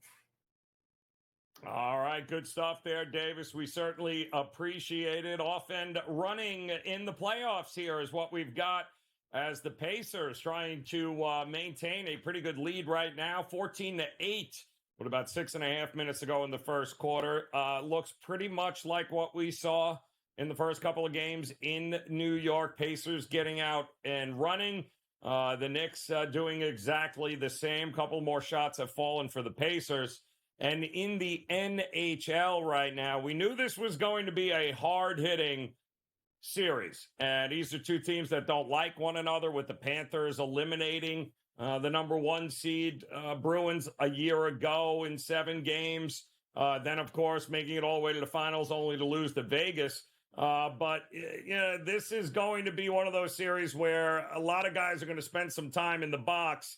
And we got one of those right here as Boston gave the Panthers a power play opportunity here in about the first 6 minutes of the game, and they capitalized on a great goal by Rodriguez there. So 1-0 right now in the first. We got about 10 minutes to go in here. So much for the under 1.5 goals there. I thought maybe we'd get a little less scoring in this game, but a early goal now, 11 minutes to go, in fact, in the first period. We'll see if the defenses can buckle down. Don't forget, we got another game coming up a little bit later here tonight, an all-important game 2, in which I cannot wait to see how the Edmonton Oilers bounce back after that debacle of a loss on the road in Vancouver and blowing a 3-goal lead, and not to lose in overtime, but they lost in regulation, which is even more embarrassing. What will it all mean? I can't wait to see how Edmonton, if Edmonton, can bounce back here tonight. That game is coming up after the Bruins and the Panthers. And of course, we've got the Denver Nuggets and the Minnesota Timberwolves, the champs on the rope, but an opportunity here. 1 win, and that's all it is. 1 win by Denver tonight, and this is an entirely different series. And I say this because if you think the Denver Nuggets are far from done, and that plus 440 right now is looking pretty good in the series, because I promise you, they win tonight, you'll be waking up tomorrow, and that will not be available here. And why not? You're the champs until somebody beats you. I don't think it can get any worse for them, but I do think we haven't seen their best basketball yet either. And let's face it, Minnesota has not been here and done this before. They're a very talented team. Not taking anything away from the T-Wolves here. But yeah, let's be realistic. Beating Phoenix here and a couple of good games on the road in Denver is great. But do you have enough to close it out? We'll see. We got more on it coming up next here in Game Time Decisions.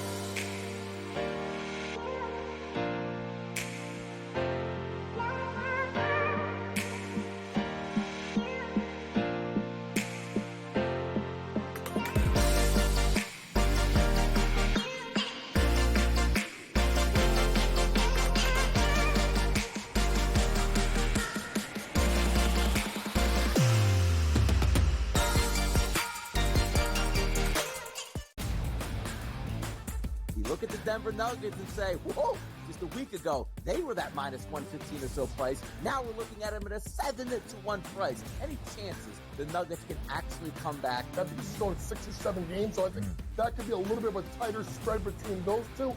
But when you got those two guys, those two monsters, and Towns and Edwards, it's just really hard. The early line, only on SportsGrid. The Cam Rising stuff last year with Utah, 3 months of pretending he was questionable with a torn ACL, ridiculous. It's a lot of gray right now when it comes to this stuff, and we really are. When people say we're in like the second or third inning of sports betting, that's why I agree, because there's so many of those situations that are very, very difficult to explain to a novice. Game Time Decisions, only on SportsGrid. Game Time had 35 in the first half, Cam. And then, of course, he did not have another point the rest of the game. Lillard's, it's playoff game time. This guy will show up. He will hit shots. Indiana, you better respond here, because I'll tell you, that's a bad, bad, bad loss. We were wrong, Carver. Like, hey, I admit, I was on the Pelicans. This game, I lost. Pharrell Coast to Coast, only on SportsGrid.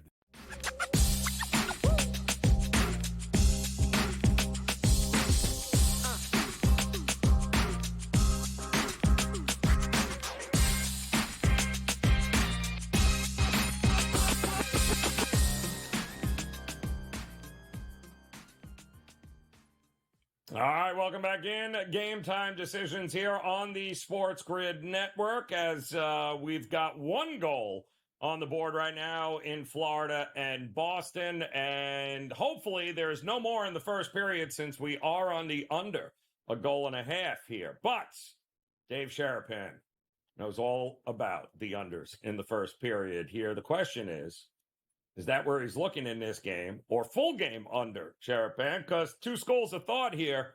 Are we going to get more of the same in game 1 and 2, or are we finally going to get some sound defense, good goaltending, and next goal wins kind of situation? Hello, Joe. First of all, good to see you. Hello. Second of all, I think it's more a defensive game tonight. And, you know, I couldn't come on in anything Florida today because I didn't want to get my co-host get killed versus the book upset, you know, but it was Florida for me before the game. It's still Florida now. I just think that so right in that second game. And now they scored first. Yep. If they get another goal, back to old tricks. I think it's. I don't want to say it's a wrap. Nothing is a wrap. We've seen that these NHL playoffs. There's nothing that is get a couple goal lead and protect it. I mean, Dallas made it crazy last night. They had multiple goal lead, and it felt like Colorado was coming back. Tonight's game, you know, what we saw in Vancouver in game 1 was crazy. And but you want to talk about a team that I think protects the lead the most in the NHL right now, it's Florida. So yeah, you got your one goal in the first. You're going to sweat this all the way to the end. I think the only way you get beat right now is a bad bounce, tipped puck or a power play chance. I think you should be safe. Right. It'll be looking to play this in game under. When I'm on with Dane the rest of the next 2 hours, we'll be talking about that while he's locked in on the Knicks. I mean, he's all about the Knicks right now, Joe. All the New York, the Rangers, the Knicks. Yes. Everybody's talking about everything New York except the Mets. There's just one team they're just not really talking about is Kofsky's Mets. Because they suck. But it's good to get see Dane again here on the network, and he picked maybe the worst time in the world to look at a Knick game and try to root them home because 22-12, 22-14 now, they are in trouble. But I hope folks were looking towards the under in this game too, because this is at least the Knicks team total under. It's in game 212.5 now, Des. That's almost a 10-point drop from the close with 2 minutes to go here. I wasn't expecting a big. I know everyone loved the Pacers team total. I get it. But quite honestly, if the Knicks are only going to score 85 points, what are the Pacers emptying the gas tank to score 120, right? That would have been my biggest fear. 100%. A blowout is what gets you in this one, right? This one has to be close, like the first two games were, to get the total over. So it's not always that easy, but it's a math problem. One less guy for the Knicks. They got no bench. They've been running all their starters a lot of minutes anyway. This one gets out of hand early, late third quarter, early fourth. It's like, all right, boys, we'll chalk this one up to not having enough guys, and it's a blowout, but a blowout doesn't get the full game total over.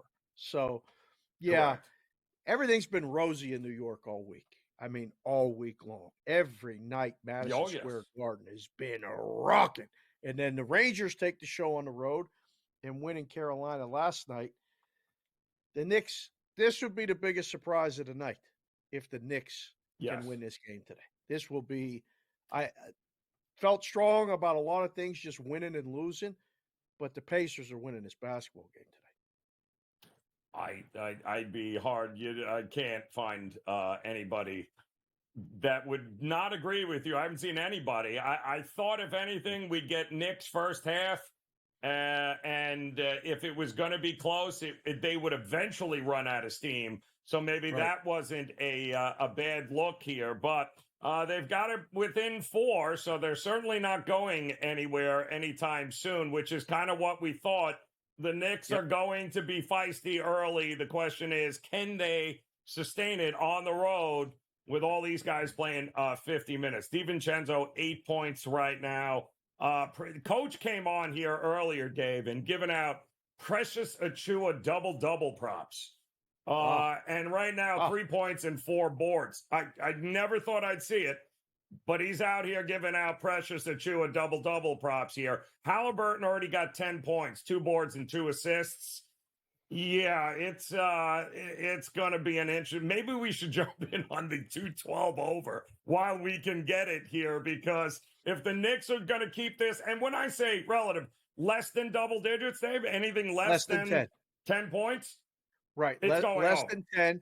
The spread closed 7.5. Within that spread, I told Farrar earlier today. He said, well, "What does this finish?" I said, "The Pacers win by probably 6, 7, 8, or 9." Right? If it's more than 10, we ain't got to worry about it because the total's not going over. So it has to stay within that single-digit margin, I think, to keep the game, under. If the Knicks are able to somehow, on adrenaline, keep this close, get to halftime and within distance. And when you saw that game 2 reversed completely in the second half, the Pacers were up 10 and the Knicks came back and won.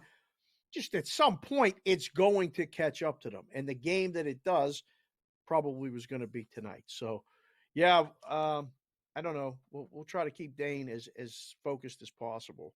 But he's going to be out of control like all the Knicks fans are if the Knicks are still in this into the second half. Yes. Yeah. That's correct. Less than double digits, and the Knicks fans will always say there's a chance. I'll tell you this, though. One thing that's not working in the favor of those who might have thought an over. Not a lot of free throws in the first quarter. First quarter is over, 28-20 Pacers. But not a whole lot of free shots there at the charity line here, which a lot of people were going to be very interested in seeing here, Dave, after, Rick Carlisle sent a stern letter to the NBA pointing out, 70 different some odd calls that they didn't get, that the Knicks committed. $35K. Well, about cost him $35K, Joe. I'm telling you, crazy. And he'll gladly pay it. Gladly. Well, if he gets a few more calls tonight, right? I guess it's $35K for a win. Well spent. Well spent. That's it. Pay it. It's very here you go. Pay it. I've seen Yep. worse. I've seen worse $35K investments. So I don't know. Yep. We'll see. But it'll keep it under if they're not at the free throw line.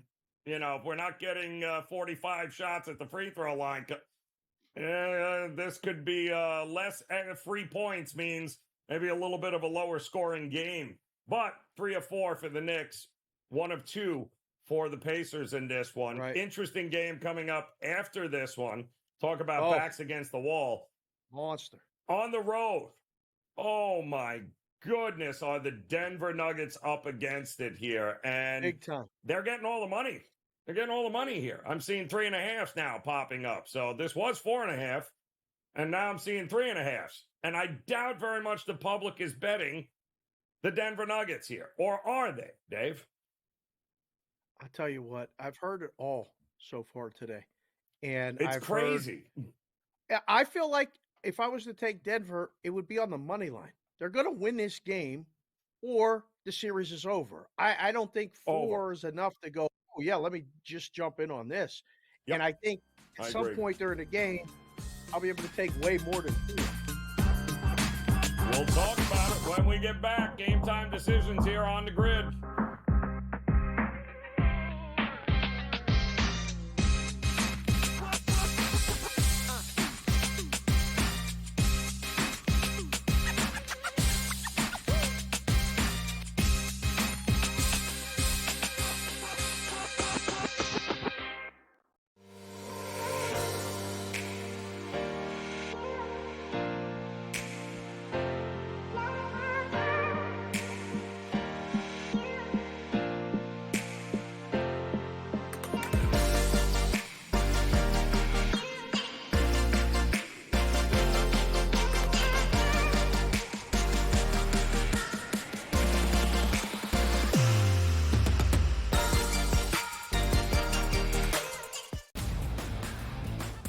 Look at the Denver Nuggets and say, whoa, just a week ago, they were that minus 115 or so price. Now we're looking at them at a 7-1 price. Any chances the Nuggets can actually come back? I think this is going 6 or 7 games, so I think that could be a little bit of a tighter spread between those two.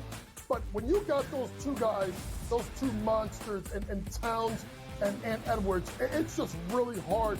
The early line, only on SportsGrid.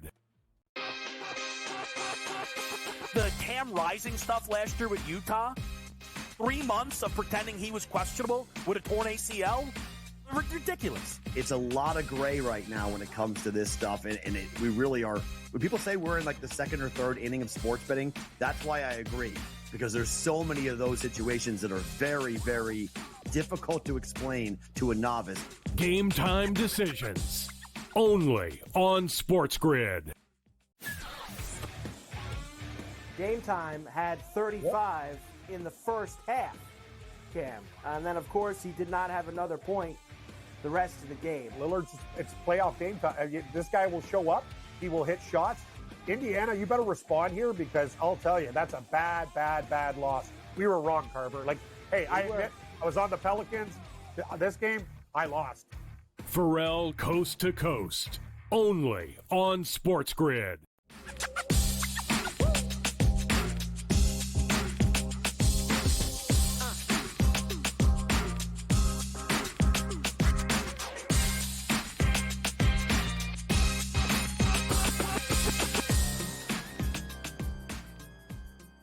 All right, welcome back in Game Time Decisions here on the Sports Grid Network on this Friday. Coming up top of the hour, of course, in-game live prime time. Dane Martinez will be there. Dave Sherapan will be there, but not before he hangs with us here until that time. And Sherapan, we've got a whole lot of bodies flying all over the place in this Bruins-Panthers game. Yeah. The hits are just out of control. And is it me? It just feels like the Panthers are a little bit faster, a little bit. They're kind of first to the right, just a little bit here. I guess not surprising that they're out shooting them, right? 10-4, I think is what we're seeing. Yep. But it feels like, again, another one of these games where the Panthers are going to hang out all day in the Bruins' end, and the Bruins are waiting for a mistake by Bobrovsky, and that's their plan. They're waiting for a mistake by Bobrovsky, but they're also the Panthers are dictating the play. The Bruins are on their heels. Yes. The Bruins just took a penalty.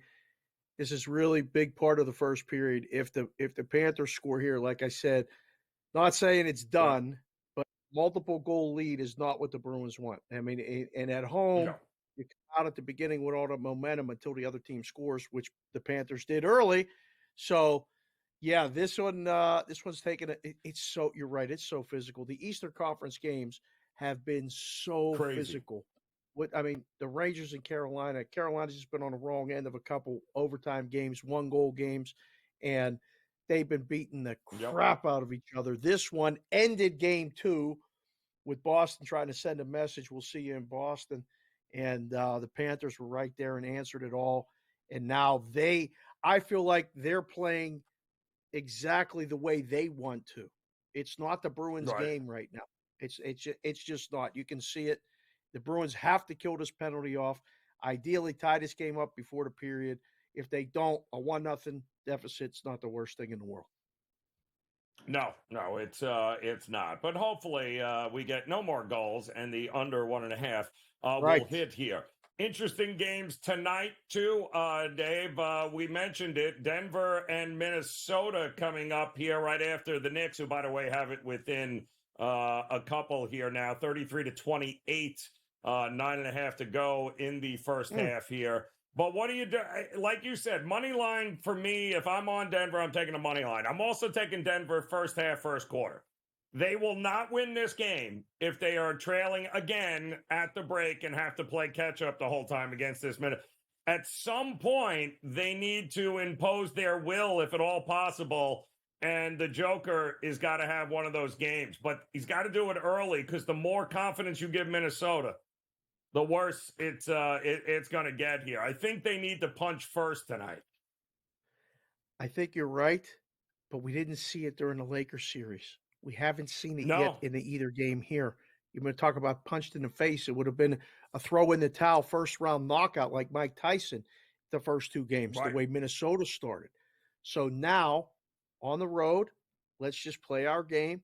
Let's just relax and see if you have the same situation that you had yesterday with a veteran team in Dallas kind of hitting back a little bit at OKC. The young team, upstart, everyone's talking about them. I mean, the T-Wolves are the second choice to win the NBA championship right now. Dallas is third, by the way. That was a big movement in those NBA championship odds. So I think you're right. Can you actually push the button on an app and say Denver first quarter or Denver first half? Can you get to the window and say, yeah, give me the Nuggets, money line. They'll be leading in first half. That's a tough bet, Joe. That's not an easy one based on what we've seen up to this point.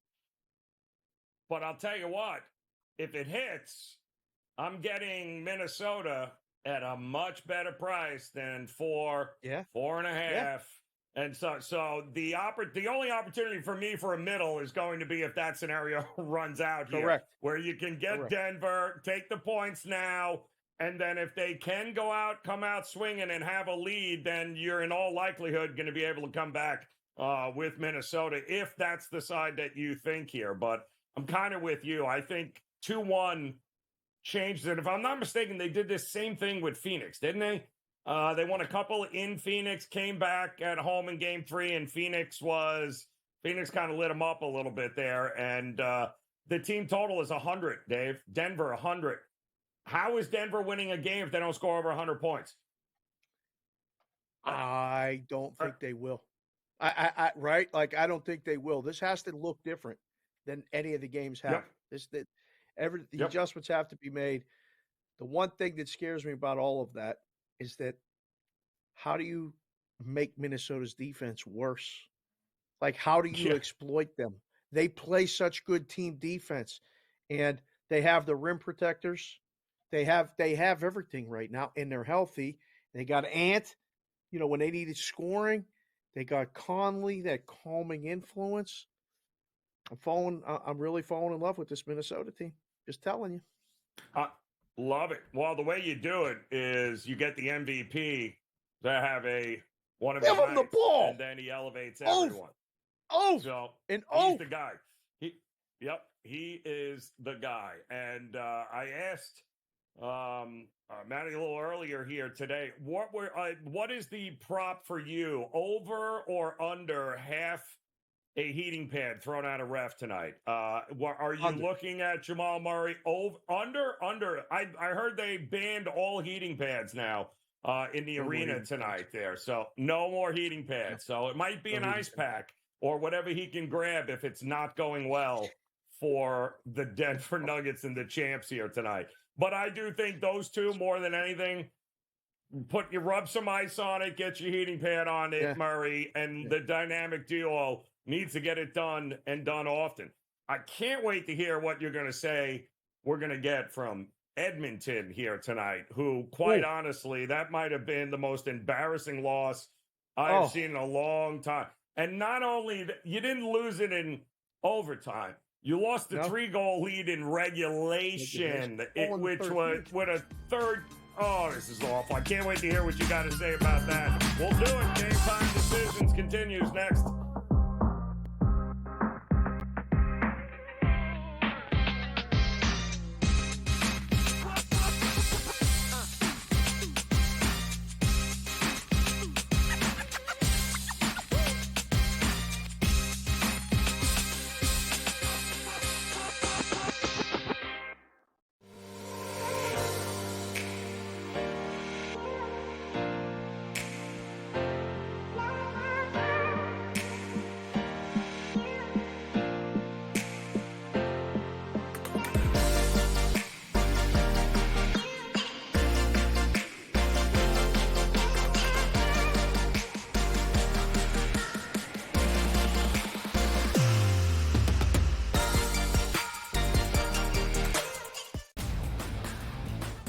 Look at the Denver Nuggets and say, whoa, just a week ago, they were that minus 115 or so price. Now we're looking at them at a 7-1 price. Any chances the Nuggets can actually come back? I think this is going 6 or 7 games, so I think that could be a little bit of a tighter spread between those two. But when you got those two guys, those two monsters, and Towns and Edwards, it's just really hard. The early line, only on SportsGrid. The Cam Rising stuff last year with Utah, 3 months of pretending he was questionable with a torn ACL, ridiculous. It's a lot of gray right now when it comes to this stuff, and we really are. When people say we're in like the second or third inning of sports betting, that's why I agree, because there's so many of those situations that are very, very difficult to explain to a novice. Game Time Decisions, only on SportsGrid.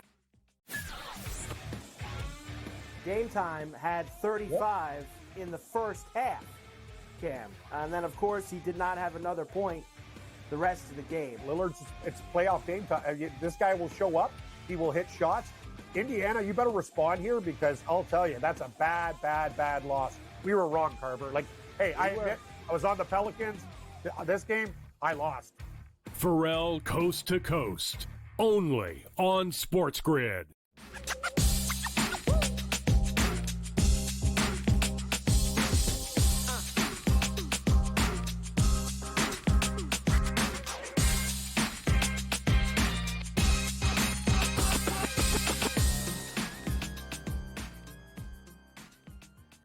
right, welcome back in here as we look to close out Game Time Decisions here on a Friday. Joe Raineri alongside Dave Sharapan. I believe, Dave, we have completed the first period in the all-important Game 3 here. 1-0 Panthers on top of the Bruins. The under 1.5 hits for the first period, so good way to start the night. Also, the Knicks will not go away. Exactly what Knicks fans wanted to see. 43-38 right now, 6.5 minutes ago in the first half there. But I am dying to hear what you think we're going to get from Edmonton here tonight. Questions on Draisaitl's health? They absolutely threw up all over themselves. But in the process, Dave, you got the Canucks believing, and they have no reason not to. They've beaten you, 5 times already this year? I mean, what gives here? The odds makers, too, are so stubborn. Just will not make Vancouver favored. So, Edmonton's favored again. Right, on the road. This is another game where here's the two schools of thought. Vancouver somehow came back and won that game late. And what happens? The same thing that happened last night in Dallas. The favorite wins game 2. There's no comeback. It's glorious. They put them away. Or Vancouver's just is the right matchup with Edmonton, and Vancouver is the right side. I think the game style is over again. I just think this is the way Edmonton's going to play. They have to score goals because they give them up. Skinner hasn't made those big saves where he wins them a game. I think tonight, if Vancouver wins, it's a way under game. It looks more like the Vancouver games against Nashville did. But I don't want to say the season's on the line because they're on the road and the way this, things mapped out. Edmonton's supposed to lose this game. But I have a funny feeling that Edmonton gets this one. And we go back to Edmonton tied 1-1. That's the way I'm leaning. I really like the over again. That's I think my favorite play in the game. So a lot of question marks in goal, and that doesn't go away. Gotta be over, no? Gotta be over. Gotta be over. Is Draisaitl playing? Have we heard anything updated with him? We still No, don't know. have not. I got a guy waiting to hear myself about that. A lot of books put up 6 today in this game. 6 over minus a quarter. There's some 6.5s under. I like 6.5 is the better number. And, if we were in the book, I'd say let them bet under. Go ahead, put 6.5. If they're going to bet under 6, good luck. I don't want to push.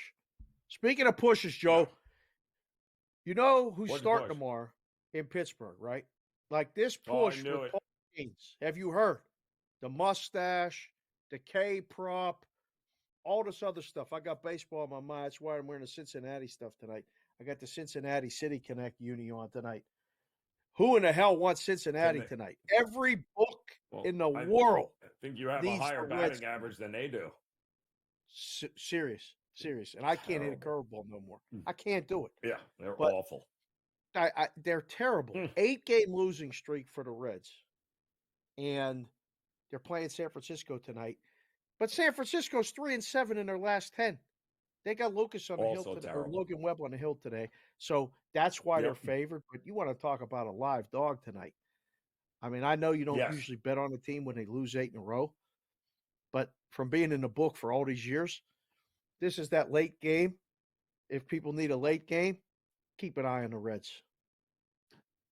Now, what are you? A lot of people fading your boy Skeens tomorrow, at least on the K prop, thinking that maybe what worked in A ball is not going to work in the bigs here. This ain't LSU. It was AAA. Sharapan. I'm just saying. It was AAA. Indianapolis is AAA.